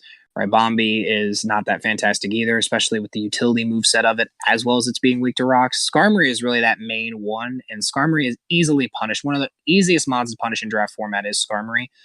You can't really set up on it. That's good, because Whirlwind. But again, you're sacrificing that extra move when you could have been running Spikes. You could have been running Roost, things like that. But you were having to take out that spot for Whirlwind because you're afraid of threats setting up on you because you are so rock. And you have to take those turns to defog. Offensively, that's great. Zeraora and Zygarde, I actually did not see how well the synergy paired up until looking at it at further glance and things like that. Really nice stuff going there. Yeah, you missed out on some luxury typings too. Mainly ice is one I was really looking at. I think this team would really benefit from some sort of ice type, but it is not present. I understand they're hard to come by, and they're hard to come by when they work with your team as well. There are not that many ice types that are good in draft, and not all of them really work on every team composition. So it's understandable. Dark type. No dark type. I said a couple luxury typings, and I was gonna go over this one. Yeah. But pros, like I was saying earlier, Zygarde and Sam, those three are probably gonna be one of the most offensive threats this draft has to offer, as well as some very useful bulk and utility. Things like Snorlax and even Neolego can be pretty wally. That's a nice special attack stat. Setup on this team is really not that bad either with Calm Mind, Zeraora, Dragon Dance, Zygarde. I just said Zeraora and Calm Mind. I meant Alakazam. Dragon Dance, Zygarde, Curse Snorlax, Beast Boosting, Nihilego, and then Amistar with Shell Smash you have to worry about in the lower tiers. Pretty good stuff all around. Breloom is my favorite fighting Quiver Dance for Bombi. Can't forget about that. No, I cannot. Quiver Dance for Bombi actually swept a guy named Shikro because he's a loser. Breloom is pretty cool as well. It's one of my favorite fighting types and actually gives your team something that not a lot of teams are going to take advantage of, and that's Sleep, the move Spore, allowing these threats to set up on teams because the Pokemon they're setting them up against is taking a nap. So really good stuff all around. That's kind of a quick synopsis, but pretty good stuff all around. I probably didn't even use the right word there. Don't like the triple birds. Not a fan of those. Two of them being quad weak to rock, which is just embarrassing. You never really need to double up on bugs, in my opinion. Don't think it was done well here. Don't really see the use in Scyther. Maybe it was just a meme pick. I think a lot of these were just meme picks. A lot of these last mods seem to be meme picks. But yeah, Snorlax is going to work really well with Zygarde, covering that ice weakness and covering Zam kind of pressuring strong fighters that pressure Snorlax. Okay Volt Turn. Okay Volt Turn because Rybombi does get U-Turn. I think Moltres does as well. Then Skarmory, then Zeraora. And then Scyther. Yeah, Scyther. So good stuff. I would say it's number 6 because this is where we start thinking the teams get a bit better. We understand there's no dark type, which is why this is actually not in the top 5 as opposed to the other team we put in the top 5. So anything else, guys? I miss anything? Another thing that's kind of keeping it out of the top 5 is it does have a pretty big speed gap from 124 to 105. So that's a little bit of an issue. Nothing truly major. Is there really nothing in between that? Oh, wow. Yeah, there's nothing in between. Hazards aren't that great either. I know I mentioned hazard removal, but hazards not that great either. Just Harmony Hill Ego, right? And an Omastar. Yeah, and then Rabombi for webs. Not a fan of that. But I mean, overall, pretty solid team. It has a few flaws, which is just keeping it out of those top 5 slots. But Omastar being your only water type and having that be the burden for your bulky water type and have a quad weakness to grass, not good. Definitely not good. Good setup though, like your setup mons being like D-Dance or Coil, Zygarde, Calm Mind, or Volca, Claw, Zero Aura, or Calm Mind, Alakazam, or Curse, Snorlax, Swords Dance, Breloom. You've got a lot of setup, which isn't bad, especially because you can put a choice item on the other Pokemon that aren't named Alakazam to kind of blow through, like wall break and set up sweeps for probably your Alakazam or Zygarde late game. Is very good. However, you do have a lot of Pokemon that do require setup to get to that point of like blowing through things that aren't named Alakazam, obviously. So number 5? Yep, YeWen, you take this one. Can you hear him okay? Talk to me? Yeah, I'm talking to Muffinator, because if Muffinator hears him okay, then the audience can. I can hear him decently. It's not horrible. All right. Give me just a second. I can too-ish. Let's talk crap about him while he's gone. What an awful guy that guy is, right? Just so, like, offensive with his team. That's weird, right? Yeah, really weird, like, freaking hyper offensive. AngularPenny. I haven't looked at this team so much, a whole lot, but from what I have seen of it, I do like the offense of this team. Me being a primarily hyper offensive player, I like this team quite a bit. Landorus Therian, very good Pokemon. It can be bulky, it can be Starf, it can be Z. You've given it all of the really good options that it can have. If I can chime in real fast, a certain 8-year-old in the past actually ran the Landorus Therian Mega Manectric core when he first entered DZL. So that's he did.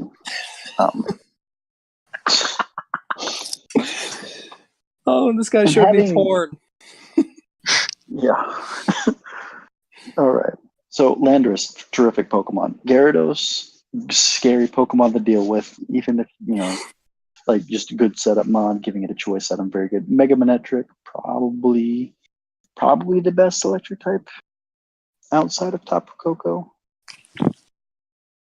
in the league. I don't think it's close. You have 3 Intimidate users, though, within those 3. So, with a lack of, like, physically defensive Pokemon outside of, like, Dusclops and Heatran, I'll say even Landorus, like, that does help a lot. You've actually got pretty decent Volturn as well. I'm sure Brandon was going to get there, but I'm sure it would get his stamp of approval with 1, 2, 3, 4, 5 Pokemon that get 4 and up is a stamp of approval. Yeah, I see 4 U-turners and a Volt Switch. That's what I see as well.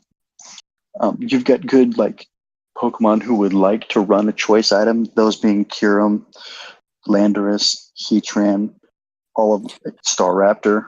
I think I see 5 U-turners. Where's the 5th one? Landorus, Mesprit, Ambipom, Staraptor. Where was that? Whimsicott. Okay. Yeah. All right. You get good bulk. You get good bulk as well. Half your team. Yeah, half your team can get U-turn or Volt Switch, which is really good. You've got really good bulk. Dusclops is very annoying to deal with because even after you knock it off, it's still got base 130 in both defenses. It's it's a fat fucker. It's a fat fucker, and I love it. Mesprit, good Stealth Rock setters too, and Mesprit, Heatran, and Landorus as well. I'm pretty sure Drapion gets Toxic Spikes. It does. Mm-hmm. A good prankster Pokemon, in Whimsicott that you can just kind of cause problems with if it's not a Dark type, obviously. But as we've stated, some teams don't have a Dark type. Too many teams don't have Dark types. Pretty Speaking of okay Dark setup types, too. Yeah, setup Pokemon are really good in, Gyarados. Really, really good setup mod, or Swords Dance, Rock, or Double Dance, Landorus, not bad. I think Drapion gets Swords Dance too. You were about to talk about Drapion. I was about to talk about Drapion, and it being your only Dark type is not ideal. In a 16-man, sometimes is the best you can get. A 16-man, sometimes is the best you can get. You take what you can get, and this is what you got. Now, I'm not mad about it. Your Dragon Steel Fairy Core is okay. Whimsicott being your fairy with only base 90 to 95 special attack, not the best. Your speed tiers are pretty solid, though. There is a sizable gap between either Ambipom or Whimsicott. I don't know which one's faster. Ambipom is. Ambipom and Mega Maine. I believe it's 116. I think Whimsicott's 116, Ambipom's 115. Oh, I am bad at Pokemon. That's what I thought. But still, I'm bad at Pokemon. A sizable gap between Mega Maine and Whimsicott. Whimsicott hitting like 463, and Mega Maine hitting 405. So what? You said 463. 360 is what I meant. 360. I thought it was 3. I still thought it was 360. Is it not? It's 361, isn't it? Base 115. It's No, it's base 116. 116. Yeah, that's a conversation we were just having. So yeah. it would be one. It would be we are good at Pokemon. 360. Yeah, 363 is what it would be then. We're really good at this game, guys. 364. 364. My bad. Okay, it's one of those gaps where it's a 3-digit instead of 2. Because I know Ambipom hits 361 at max. But decent hazard setting in Mesprit, Heatran, and Landorus for getting up rocks. Toxic Spike setter, grounded poison type, not bad. Your ground weakness is mitigated by the fact that you have 3 Pokemon who are birds or flying types, and you have a levitate user, I believe, in Mesprit. Yeah. Yep. I think that's it. Okay. So that ground weakness has helped quite a bit because of that. You have good bird spam, which a lot of teams don't have good bird spam, but your bird spam is, you have an electric immunity in Landorus. You missed out on Z Gyarados, though. I get picking Z-Lando and Z Heatran over Z Gyarados. I get it. I don't. I'm not mad about it. I am, actually. Okay, well, you can be mad about it. Furious, actually. But just a good all-around team. Very, very good all-around team. Scary offense, decent. Only lacking your hyper offensive team is very good because that's what it is. The franchise team for sure. You've got 2 Pokemon that are going to be primarily bulky. Another 2 which can be bulky on top of that.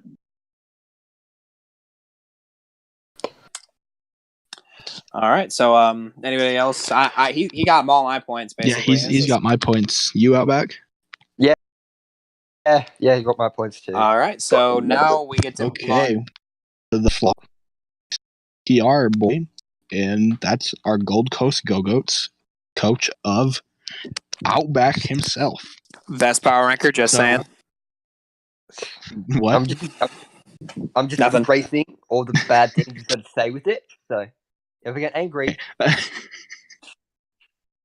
quick overview of his team real quick is Z Victini, Rotom Wash, Umbreon, Doublade, Chestnut, Tauros, Megadeoncy, Z, Tornadus Farian, Flygon, Piloswine, and Skuntank.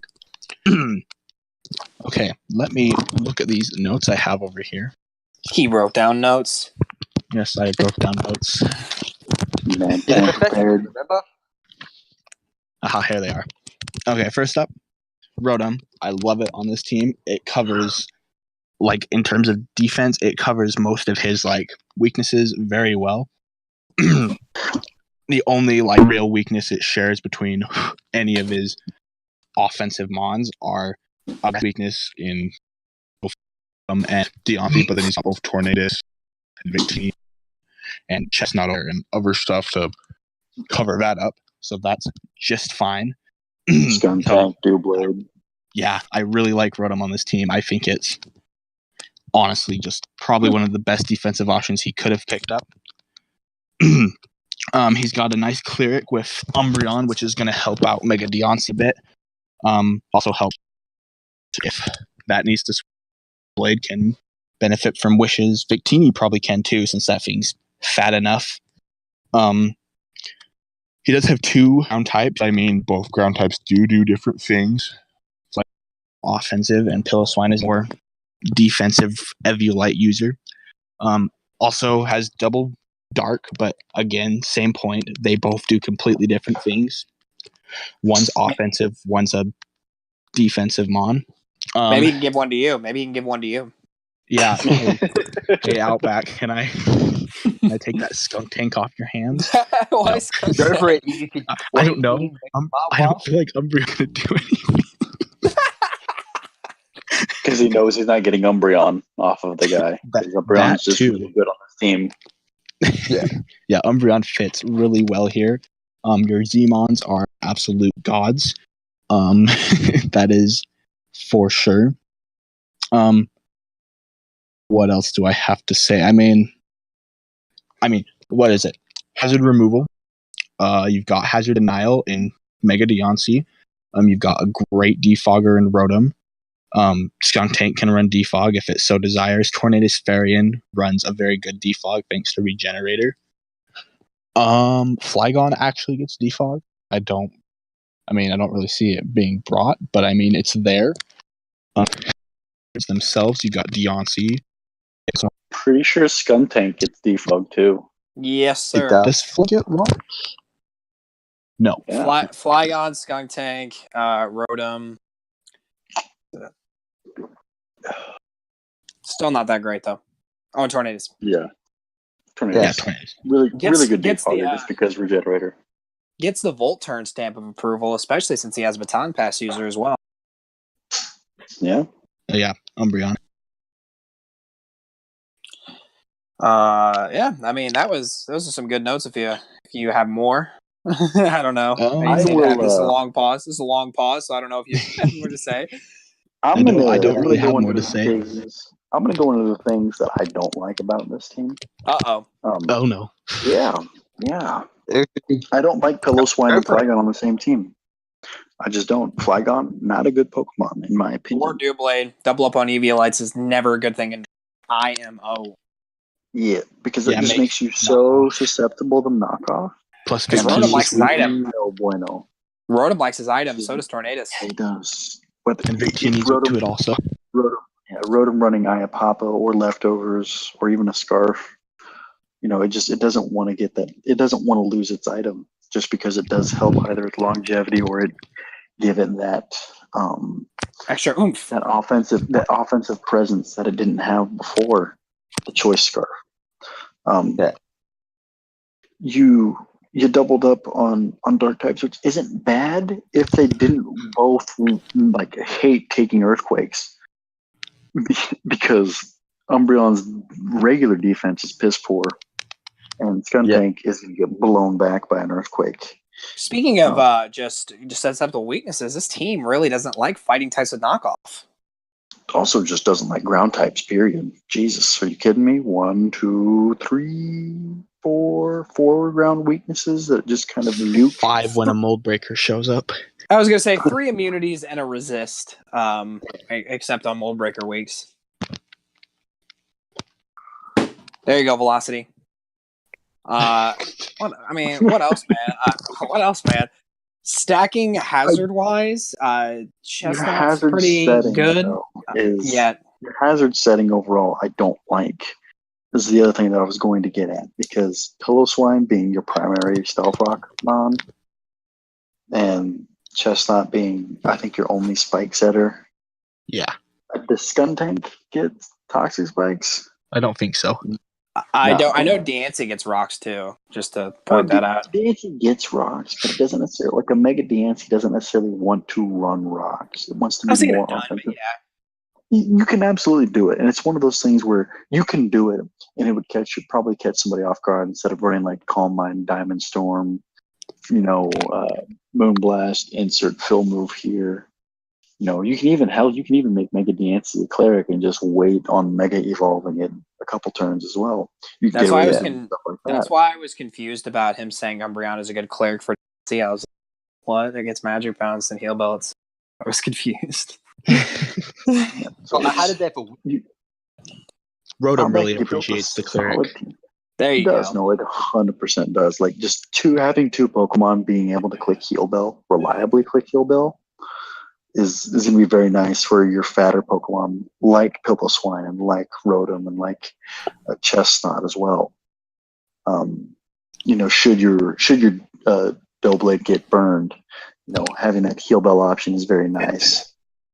Physically defensive wise, you're not looking too hot because Piloswine and Doughblade do require Eviolites to be as ferocious when it comes to their bulk.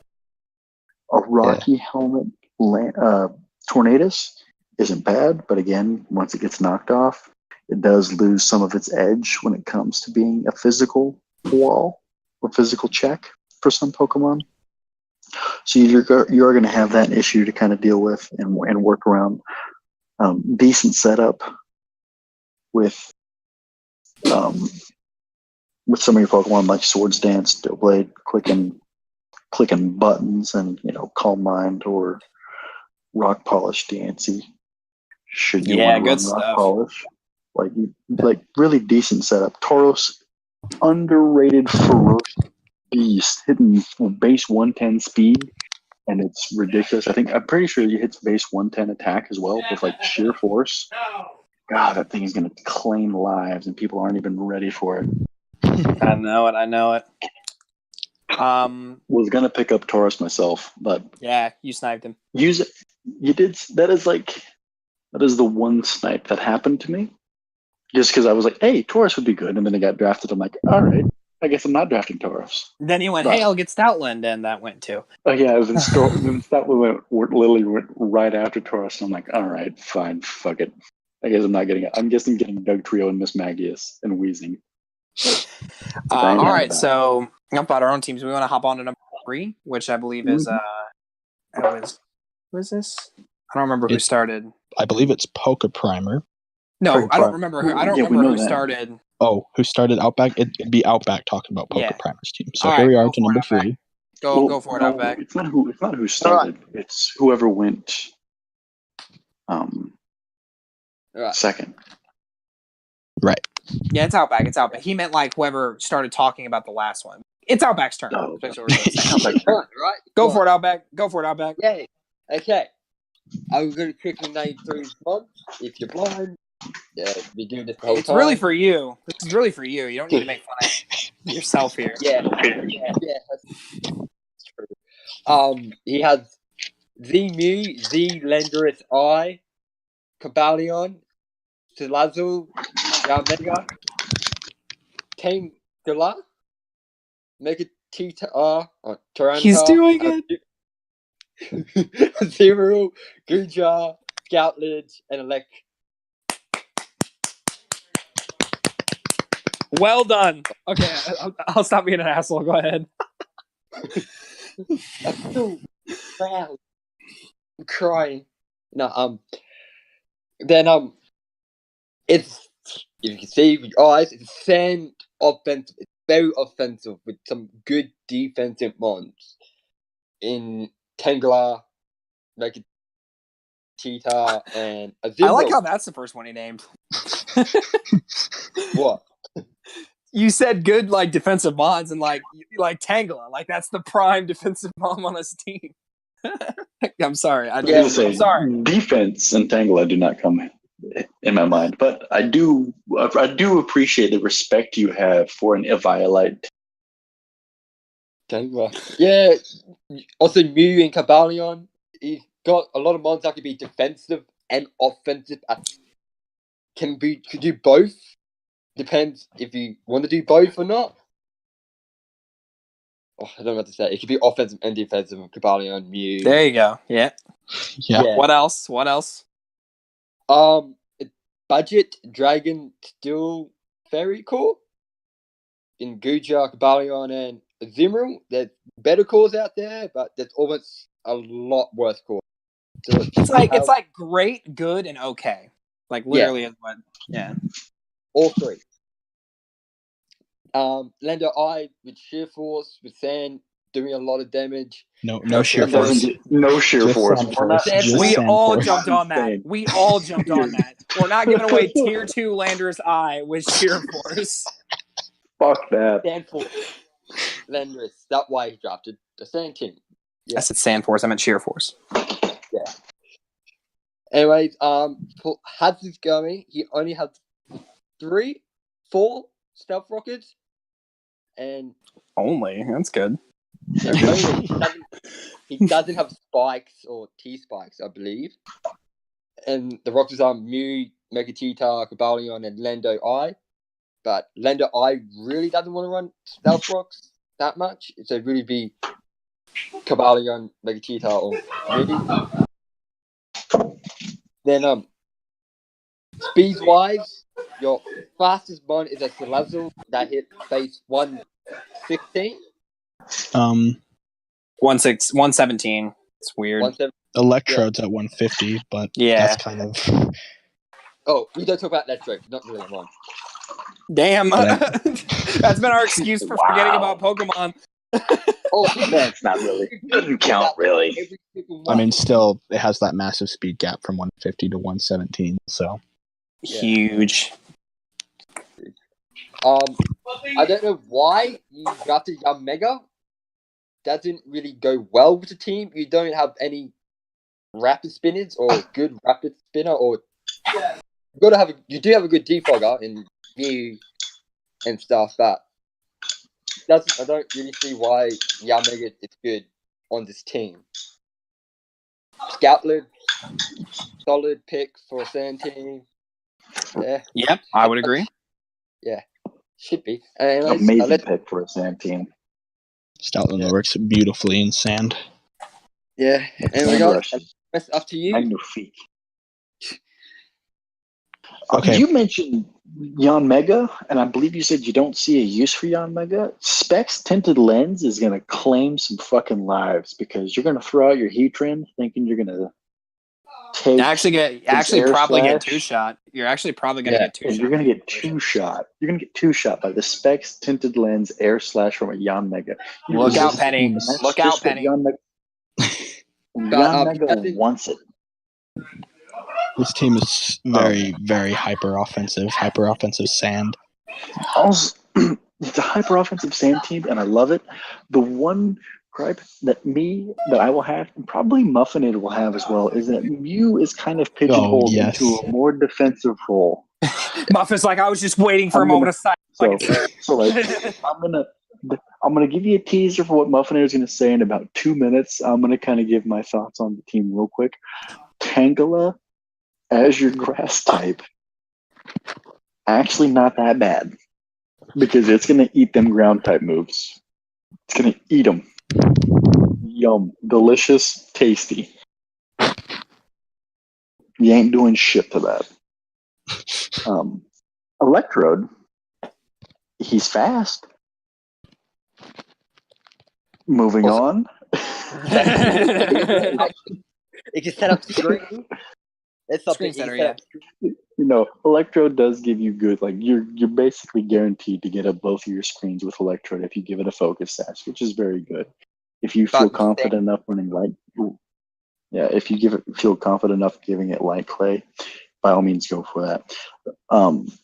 Only having one Pokemon in Mega T-Tar taking full advantage of sand, though, with getting that, special defense raise for being a rock type, is probably my only major gripe about, aside from the view thing, when it comes, but I'm going to let Muff take care of that.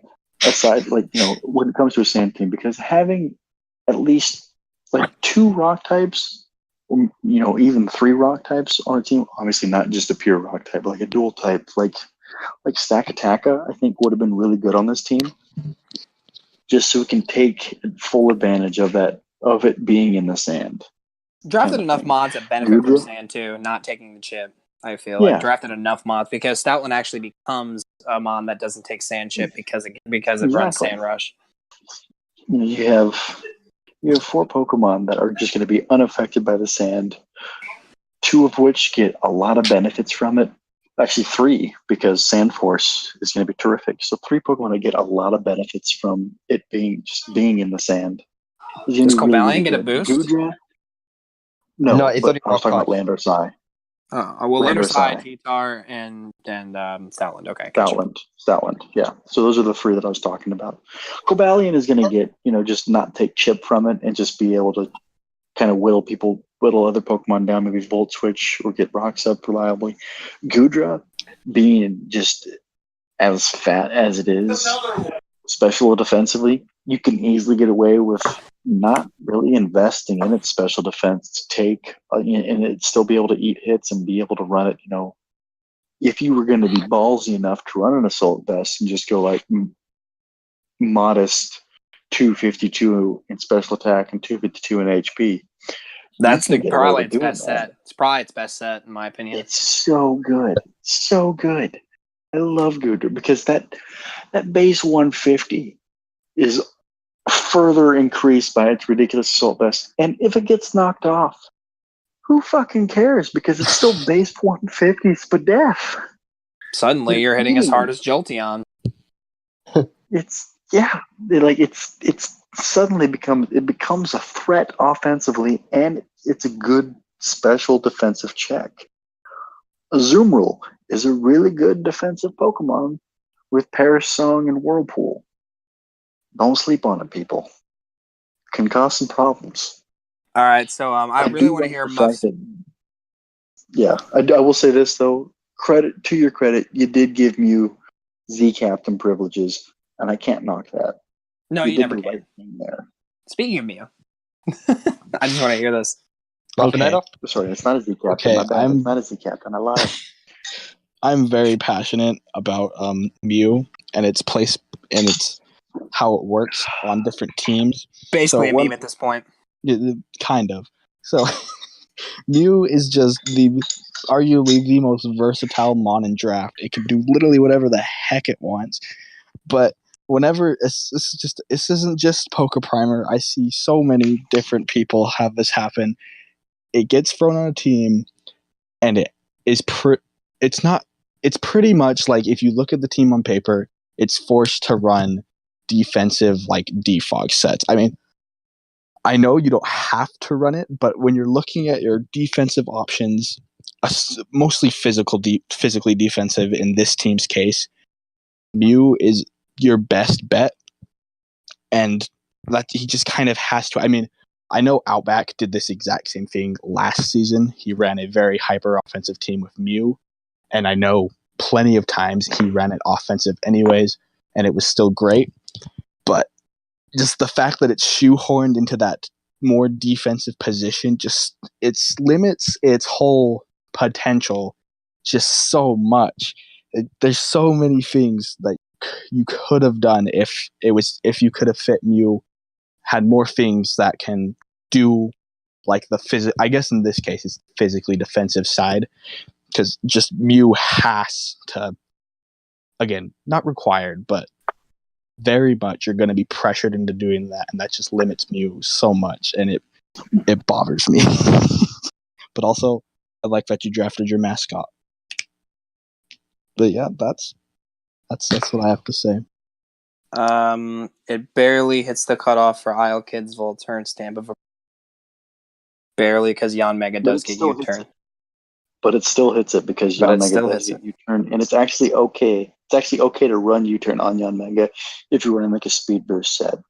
Because you're not going to run 4 cover. You're not going to be able to like utilize 4 because Yon Mega coverage moves. So just throwing a turn isn't that bad. Literally gonna be running like Bug Buzz, Air Slash, probably Energy Ball, and then like U-turn. And that's a really good set. All right, so at number 2, it's my turn. Oh as yeah, well. so Ilkin, you take over for number 2. I get to talk about the number 1 team. Yay. You do, and I'm really glad you get to talk about the team. God, I cannot wait for the backlash this video gets for the number 1 team. Okay, so Toronto Maple Nuzleaves, EpicPants, Tapu Koko Blissey, Bronzong's, that Pokemon's name is Swampert. Silvally, Lycanroc Midday, I think is the correct term for it. Charizard X, Hawlucha, Kufagrigus, Heracross, and Golbat. All right, so at first I was really using this team as a baseline to rate the other teams. At first, because I kind of viewed it as a higher mid, if you will. But upon further examination, I did realize it's probably the second best team. I actually build with EpicPants quite a bit, especially last season. So do I. We built together quite a bit. I do too. We kind of have a little council, and EpicPants has a little bit of a front office. A lot of us power rankers as well as DK are a bit of his front office. So we all kind of understand his thought process on this team, and we can all give a pretty apt analysis. I'm going to go ahead and give that a shot here. All right, so it was really this team that he wanted to, I could tell, based upon Coco Lucha, these two working together in tandem, and what he wanted to cover. I feel he did. Decent ground immunity most weeks, as well as Golbat, of course. He wanted to be able to pressure other offensive teams with enough. I felt he really should have got a spiker, but he did manage to get toxic spikes, and he wanted to be able to put up rocks and be able to switch into a lot of threats Coco doesn't want to switch into, as well as use some of his more offensive prowess to chip some of these mons away, putting them in range of things like Charizard, Hawlucha to sweep late game. The only thing I feel he failed is the second part, which is the whole breaking power of the team, because a lot of these mons actually do not have quite successful breaking power without setup. Because with setup, a lot of these mons are great. Calm Mind Kofag, Swords Dance Hawlucha, Dragon Dance Charizard X, Calm Mind Coco as well as Z Coco. I kind of add Z moves to like more. It's not necessarily direct damage because you don't get it all the time. It's one of those like direct key point hits that you have to hit and then you don't have it anymore. So that's why it's not really on. And then Banded Lycanroc on, but again, it kind of needs a choice band to be able to do that well offensively because it's base 115 or something. Anyway, base 115 attack and base 117 speed. I would say the hazard removal on this team is pretty lackluster for the most part. I do think Golbat's good. I used it quite a bit in my only championship run I've ever had. That's embarrassing to say out loud. Silvally is another pretty good defogger, being able to change its typing up on that grass typing. They did miss out because I sniped him on Serena. Gotcha, bitch. Hawlucha is not something that obviously must run defog. So those two, and then Charizard X can do it too, but those two are mainly going to be how he's going to remove hazards week to week. And Stealth Rockers are good. He did manage to grab 4. Volt Turn Stamp of Approval is also there. But really what I wanted to plus farting chop. Really what I wanted to kind of preference and really hit home with this team and how teams are going to be able to handle Heracross in each matchup. I feel Heracross is providing a bigger role than most people see because of what I said before. This mon is his breaker. This mon is like his only breaker on this team most weeks. It's going to be his most like dangerous wall breaker that you are going to have to prepare for one way or another, whether it be literally Swords Dance, Flame Orb, Guts boosted plus a Swords Dance. I one-shot an Almamola with it, man. Like it is insane stuff what Heracross can do and how you handle it and how your team can handle Heracross in the mid game and the early game is going to kind of depend, it's going to show how good you will do versus his team. Electric Terrain Abusers, you really only have Hawlucha doing so, but you really only need You really only need the one, because now it's one of those problems where not only are you prepping to handle Swords Dance Hawlucha's sweep, you are also having to remember that Dragon Dance Charizard is easily a thing, because he does have the best Dragon Dancer in the league. Ground type is really weak to grass, so I would actually continue to be quite weak to Volt Turn, as you're actually giving your opponent electric terrain to boost its electric stab, be able to Volt Turn, and your one immunity other than a potential ground type Silvally, which even then it's still weak to Hidden Power Grass. So you're quite weak to Volt Turn, even though you do have successful Volt Turn on your team. Parting Shot is going to be a very key factor, how you can factor that in with your end game sweeps, because if you can get the right Parting Shot on the right double, it's going to be very nice for your team to be able to create that sort of setup environment, as in Cofagrigus, Hawlucha, Tapu Koko, and Charizard X are the main ones I'm speaking. And shit, other than that, I don't really have much else to say. I think it's a bit knockoff week because the Eviolite user, Swamp, Bronzong, Blissey, those things don't like to lose their item. Koko's a good resist, but it's not that defensive. And yeah, Heracross is great. And don't get swept. That is EpicPants' team. I like, by the way, I had the Alamo Bola that he fucking one-shot with Heracross. And it was max HP, max Fizdef, just so you guys are aware. He just got devoured. Not quite sure how still. Anyway, having, like, the one thing I don't like about this team is how you give Hawlucha every opportunity to succeed by giving it that electric seed and electric terrain to boost its defense, so you can more reliably set up, you know, on like a rock type maybe, that might potentially one shot it before that defense boost. The only issue I have is that getting you're doubling your speed with Unburden, and you can get that Swords Dance and just kind of sweep from there. But you are, again, as he kind of mentioned, you giving electric type Pokemon a boosted Volt Switch or a boosted Thunderbolt. You know, like it's just going to devour the Hawlucha, because Hawlucha is going to, at that point, it has to click High Jump Kick. Because if it's not clicking Swords Dance, if the Swords Dance isn't up, Acrobatics isn't probably going to kill, because its attack stat is, what, 91? 92, maybe? It's abysmal. 92, it's 92, abysmal. Its coverage 92. Is not good. It's not. So you have to click High Jump Kick, and you have to run the risk of missing that High Jump Kick. And even then, High Jump Kick might not kill if the electric type is bulky enough. And it's got enough bulkiness in it. That's why I truly feel Charizard is probably his best setup sweeper.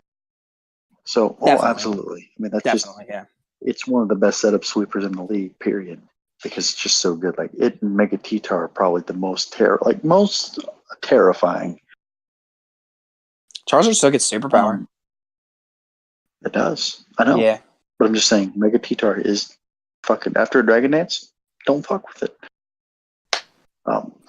You having the ability for Silvally to either, you have Silvally, which does give you so many options. If you want it to be able to be an electric resist and, you know, take ground types neutrally, so that way you can safely switch, you know, your Hawlucha out into something like, for a grass type, maybe an electric type, where you can, you know, just resist both of them. You can safely run a dragon type, or just switch into your Charizard, you know, after it's Mega Evolved, obviously. You've got decent bulk too. Like, you can even run Assault Vest Silvally if you wanted to. But that does take away a defog option. You know, Golbat, very good Pokemon for defensive things, because it resists most things. Even if it's taking a Thunderbolt or a Volt Switch, is probably going to take it pretty well, just because it is holding that Eviolite. Unless it's obviously, if it's in electric terrain, it's probably going to do a whole lot more. Right. But having Lycanroc, it takes it very well. Yeah. It really does. I know it's a weakness to it, but it still takes it very well, just because that Eviolite does help so much, which does add to the knockoff weakness. But you do have that kind of covered in Pokemon like your Z user, if it's Kofag, it's going to be able to take those knockoffs just fine. Yeah, I don't know. You got It's still Coco. weak to it. Weak to it, but it's with base 145 defense, it's probably going to take that knockoff just fine and maybe only take 30%, which would be okay, I feel. There is one Especially more thing I did fire want off to the little say. ones afterwards. There's one more thing I did want to say about this team. A little bit of a personal note. I joined this league in season 3. Like I said, that was a really funny story. But there's kind of a constant with the teams that I've drafted. I believe even in season 4, which we don't talk about, I've always had we don't talk about that one. I've always had Bronzong. Every single season, DZL's kind of made Bronzong my staple mon. So it's really weird not to use it this season, and it's kind of like I'm giving away, my little girl here. And Epic, if you hurt her, I'll kill you. That's basically what I'm trying to tell you here.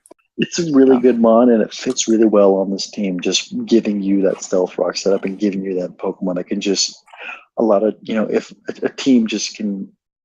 You can set up screens, and obviously Coco can set up screens pretty reliably too. Why doesn't it get rapid spin? Why doesn't it get rapid spin? I don't know why it doesn't get rapid spin, but again, overall, just good. Your team gives you so much momentum. You've got good U-turners, and parting shot is such a luxury to have as well with Silvally.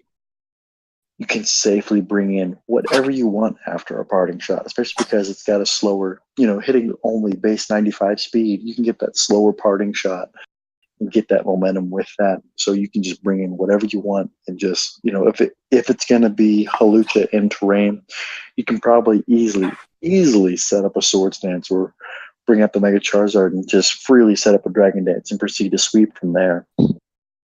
Or bring out the Heracross and click substitute, get your Flame Orb, and just proceed to just murder your opponent's team. You got so many options with the amount of momentum that this team has. And I love it. You're good. You achieved a good balance of offense and defense with some of your defensive mons being able to set up like Calm Minds to make themselves more offensive like Kofag. So, good team. I like it.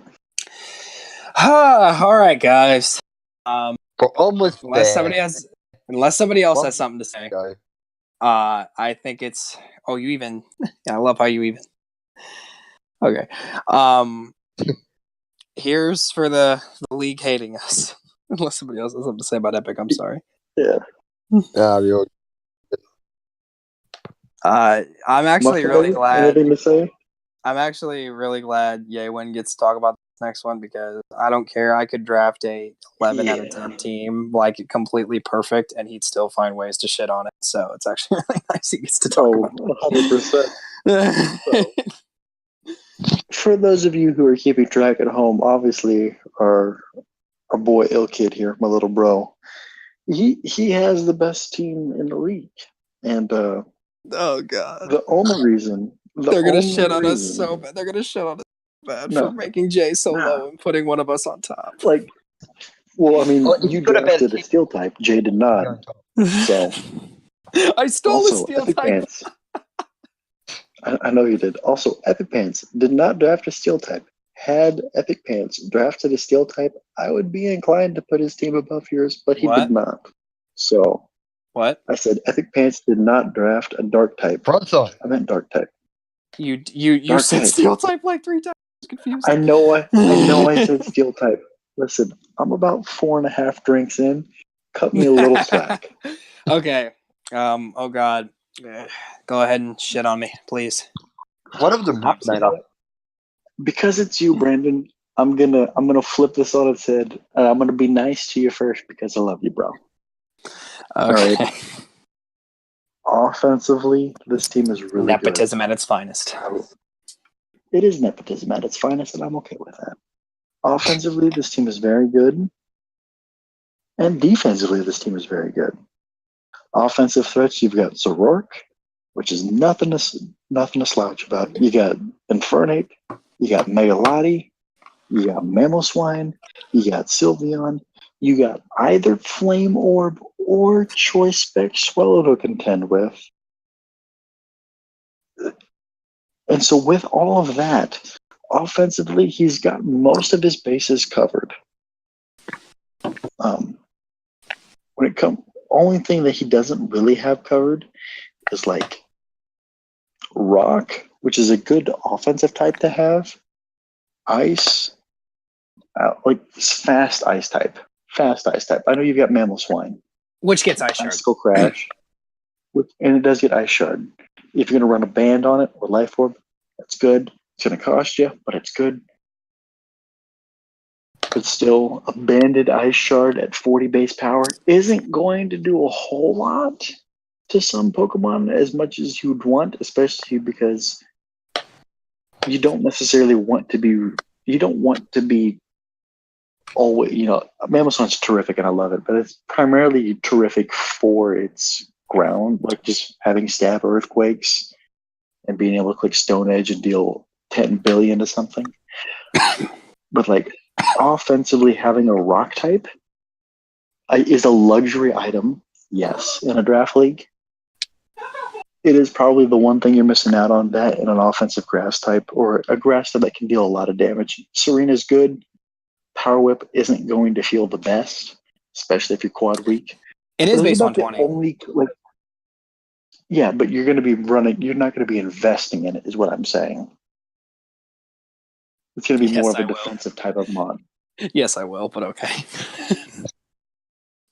Keep going. I mean, interrupt. Those select, yeah.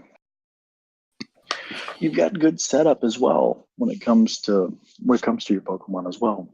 Nasty Plot, Infernape, not fun to deal with, especially because it gets Vacuum Wave and it can get that stab priority like it would with Mach Punch.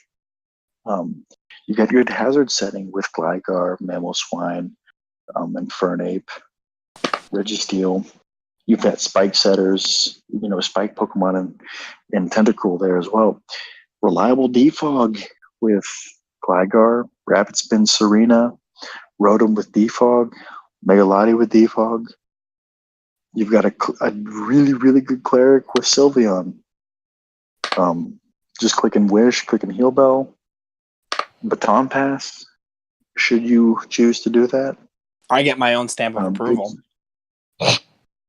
Yeah, with U-Turn and Volt Switch, with Rotom, Gligar. I'm pretty sure Serena gets it. I'm pretty sure Swellow gets it. I know. Yep. Yeah. I know Infernape gets it as well. Rapid Spin and Tentacool is very, very nice to have. Illusion Zoroark is going to be a problem that not necessarily a lot of people are going to really be prepared for, just because having the ability to have Infernape and Zoroark both potentially run Nasty Plot. Should you see an Infernape click Nasty Plot, you're not always going to know if it's Infernape or if it's Zoroark. So have fun dealing with that. Defensively, you've done very well here as well. Because Sylveon is pretty fat. Registeel is very fat. Serena can be bulky. Gligar with an Eviolite. Tentacles get a pretty decent special defense. Not a slouch there. 120. Megaladios is base 120 in special defense if you're talking special defense. Base 100 defense. Special defense? Yeah, that's what I was saying. Yeah. I knew the base one. I was thinking special defense. 120 special defense. Not bad at all. I don't know what Serena's Phys Def is. 98 in both. I was going to say it's close to 100, but yeah, 98. And Gligar with an Eviolite is very good defensively. So hazard removal, you're great offensively, very solid defensively, very solid. Like, it's a good balanced team. Good hazards, good hazard removal, good setup, good wall breaking potential with a Spec Sylveon or a banded Mamoswine or a Spec Swellow. You've got options. The only gripe is physically, on the physical side of things. You've got Infernape, you've got Mamoswine, and that's really about it. Unless you want to run Guts, Flame Orb, Swellow. Mm-hmm. That's about my only complaint. Again, Serena Power Whip. Power Whip not being the most reliable move is kind of why I knock it a bit. But We run drop kick. yeah, I know we run drop kick, but like a lot of things are going to be able to take that A-OK. Right, I know. Punish it too. I was kidding. But yeah, solid team. I like it a lot. Wow. Okay, I thought that was going to be worse. Okay, what do you people have to say? Oh, totally agree. And also, it looks so fucking cool to the eye. You like it? I'm so Yeah. glad you said that because I was sitting here thinking the same thing. It looks cool. It had a fire monkey, Ferne, a really big elephant memo thing, memo swine. Those are probably one of the coolest looking mons out there. Depends on a lot of people. Then Tentacle. Kind of flaps off there, the Tentacle, but swallows. Like, Sylveon's the only thing that doesn't look cool because it looks cute. Oh, and I would say bad Registeel doesn't look cool. Serena is just a bad bitch. that Gligar looks kind of derpy. So My nickname for Registeel is actually Hyperius. I thought that was perfect for us Borderlands fans. Yeah. But one thing, Sylveon can't be cute because the ribbons that on them is actually real flesh. It's not. Okay, you had to make it weird. Yeah, I had to. Come on, Muffin. Let's. Come on, Muffin. I think Muffin. The Muffin die? Shit, he's a recording person too. It says Craig is still recording. This got really awkward. Muffin. Wake up. Muffin. I don't think he's asleep. I think he just. There's no way he's sleeping right now. He's just off doing something. Dude, he was he's so awake asleep. before. Okay, but He's unprofessionalism asleep. aside, I guess that's gonna wrap this power rankings up. I'm sure there's gonna be a fucking blooper reel for this shit. Yeah. We understand that we are kind of controversial compared to what you guys have been saying in the chat, and we always like a good conversation to have with teams. He's being added a lot in Muffin's void right now. LOL, you guys can't hear me. So I guess, well, okay. So we'll just Muffin message us when you're done giving your outro, and then we'll be okay because clearly we can't hear you. So we'll just all shut up now. Yeah. It's gonna be so awkward. Muffinator talking right now? Yeah, he's been Hopefully talking. Craig can hear me. There we go. Now we can hear you. Hi, There Muffin. we go. Hi. What are your thoughts on the team? Okay, so the one thing I have to say that I don't think YeWen really mentioned is I really like how Megaledios is supported here. Ape and Mamo do really good in killing the thing that Latios hates the most, and that is steel types. They both do phenomenal, and I really like the team. I agree with pretty much all of YeWen's points. I even agree with Outback. The team looks pretty good to the eye looking at this beautiful PowerPoint. Even with my logo up there, ooh, it looks so clean. It does. It's really a nice team, and I think it deserves the top slot. But obviously, that's why it's here. But who knows what everyone else will think? I really wanted to draft a team that was at the top too. Like I was telling YeWen about it. I'm like, I'm sick of EL. Tell me I got a shitty team. I'll change that this season. It was funny because we actually, Brandon, and then you did that in ATA. had a conversation. We had a conversation in a league previous to he and I run a league called ATA. We're in this league together, and a while, like a month ago, he and I had a phone conversation where I said, "You know what? I'm just going to draft a team, and my sole purpose is going to be to just draft a team that would sit number one at the power rankings, just to prove that I can do it." And I did. Muffinator jerks off for this team that I drafted probably almost every night. He loves it. Ask him about it, and I'm sure he'll happily tell you about it. Yeah. And Brandon, next time we have a draft that we're not drafting a monotype team for shits and giggles, and we're going to take the league semi-seriously. He's like, "Hey, I'm going to draft a real team." And he did. And he drafted a brilliant team. I got to tip my hat to him. My only complaint is that he doesn't have enough physical attackers on the team. And I want to comment on that, but I'm not allowed to. Oh, you can run DD Megaladios. Yeah, it's base 130 attack. Just saying. It Cough, is. cough. I got you. Again, 3 is not bad. I'm sorry. I'm counting Serena too. But- Base 120 is really good. I can't. I know you think it is, and I agree that it's not bad. But power whip is not reliable. Gah.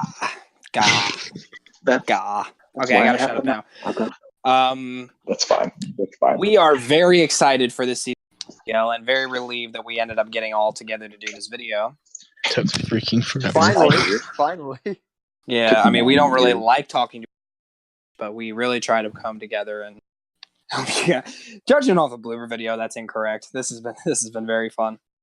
But we always love making power rankings. I don't know if we're gonna be able to keep up this kind of thing, but we at least want to try to come back and talk about the teams and talk about the performances at least one more time if we can manage it, but probably not. Halfway through, we'll do it. Like however many fucking weeks this is, I haven't checked the schedule. However many weeks this is at the halfway mark, we'll do this again, and then at the end before playoffs, we'll do it again. All right. Well, I'm not the one in charge, but I just made that. I just did that. Yeah, he did I'm that. not in charge, but I just fucking did that. I did the fact that I even brought up we're going to do it again because that is new. Muffinator did not know that this was happening before we both started talking. So surprise, bitch! Surprise. So yeah, this is your loving power ranking team, and hey, for real, we love talking about this game. We can do it for hours, like we just did. If you have any questions or anything to debate on us, please message us, ask us in chat. We would love to talk with you about it. If you have any questions on your personal team, you have any questions on your personal team, then that would be, that'd be another thing to message us about. Or I'm pretty sure all four of us are pretty happy to help with building as well. So if you have any sort of mods questions, feel free to reach out to us. Mafia, have anything else to say before you close us out?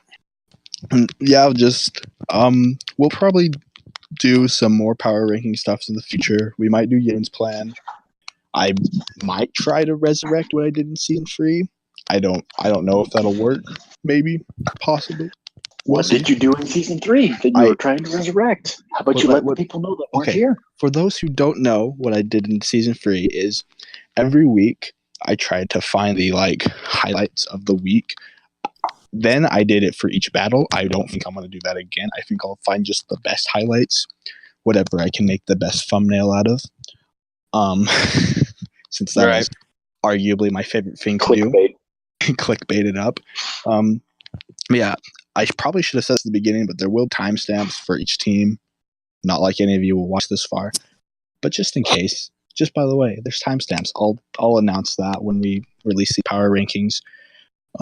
If you as well have as a list being in the description. Yeah, list will also be in the description. If you've watched this far, if you're insane. Watched this far, Penny? You're insane for one. And B, I want you to just end at 2:30 p.m. Eastern Standard Time. I want you to say falafel. Falafel. If you watch the entire video. Penny, we're looking at you. Falafel for no reason. We really are right now, Penny, because I think you asked about it the most. Penny, you're my guy. You're my guy, Penny. Don't let me down. All right. Well, if I see 2 falafels at 2:30 Eastern Standard Time, either Saturday or Sunday, I'll take either one. You guys are real, and I love you. Yeah, this video will probably be going up Saturday. We'll see if I truly try to edit anything. Yeah, I would try to go fast because as soon as they know it's done, they're going to be spamming you in the chat. Yeah, I would not edit. I'll probably get out Saturday. Be honest with you. Send it up raw, man. Just skip all of it in its fucking unedited glory with us laughing our asses off halfway through it because this has been loads of fun. Yeah. But yeah. Making fun of me. No. Making fun of Robot Outback. You and your toaster. Yeah. Robo Robo Wade and his toaster potato connection. Oh, Hey, don't forget, you were robot for a second too. Yeah, YeWen For did a go second, robot not for like for- 2 seconds. I went robot for 2 seconds. You were a robot for your entire initial summation of a team. The Mega Tensor Sand team. oh my God, Velocity is gonna be so pissed. Well, uh, I apologize to you. If you got this far, I apologize. Hey, I'm really Because sorry that we sentence had rated. too many syllables. I'm really sorry we rated one of us first. That was not the intention. I'm not sorry. That was not the. It never is the intention to be biased, which is why. This is why we did together. All three of us actually sat without the other person, and we discussed where we were going to put them on the initial list that we made of 12. We rated the teams of 12, and then we decided to stamp ourselves in between, and that's kind of what we came up with. I had no idea they were going to rate me first. Just Outback and Muffin one day were just kind of talking about my team and stuff. So, and same for everybody else, really, because the only two you'd probably get really mad at being Outback being so high, as Muffin and YeWen are pretty mid tier. Actually, YeWen being exactly mid tier. So Muffinator too, because like it's like perfectly in the middle, right next to each other. Right. All right. Well, I'm good. Shall we call it? Have a good We night, shall. guys.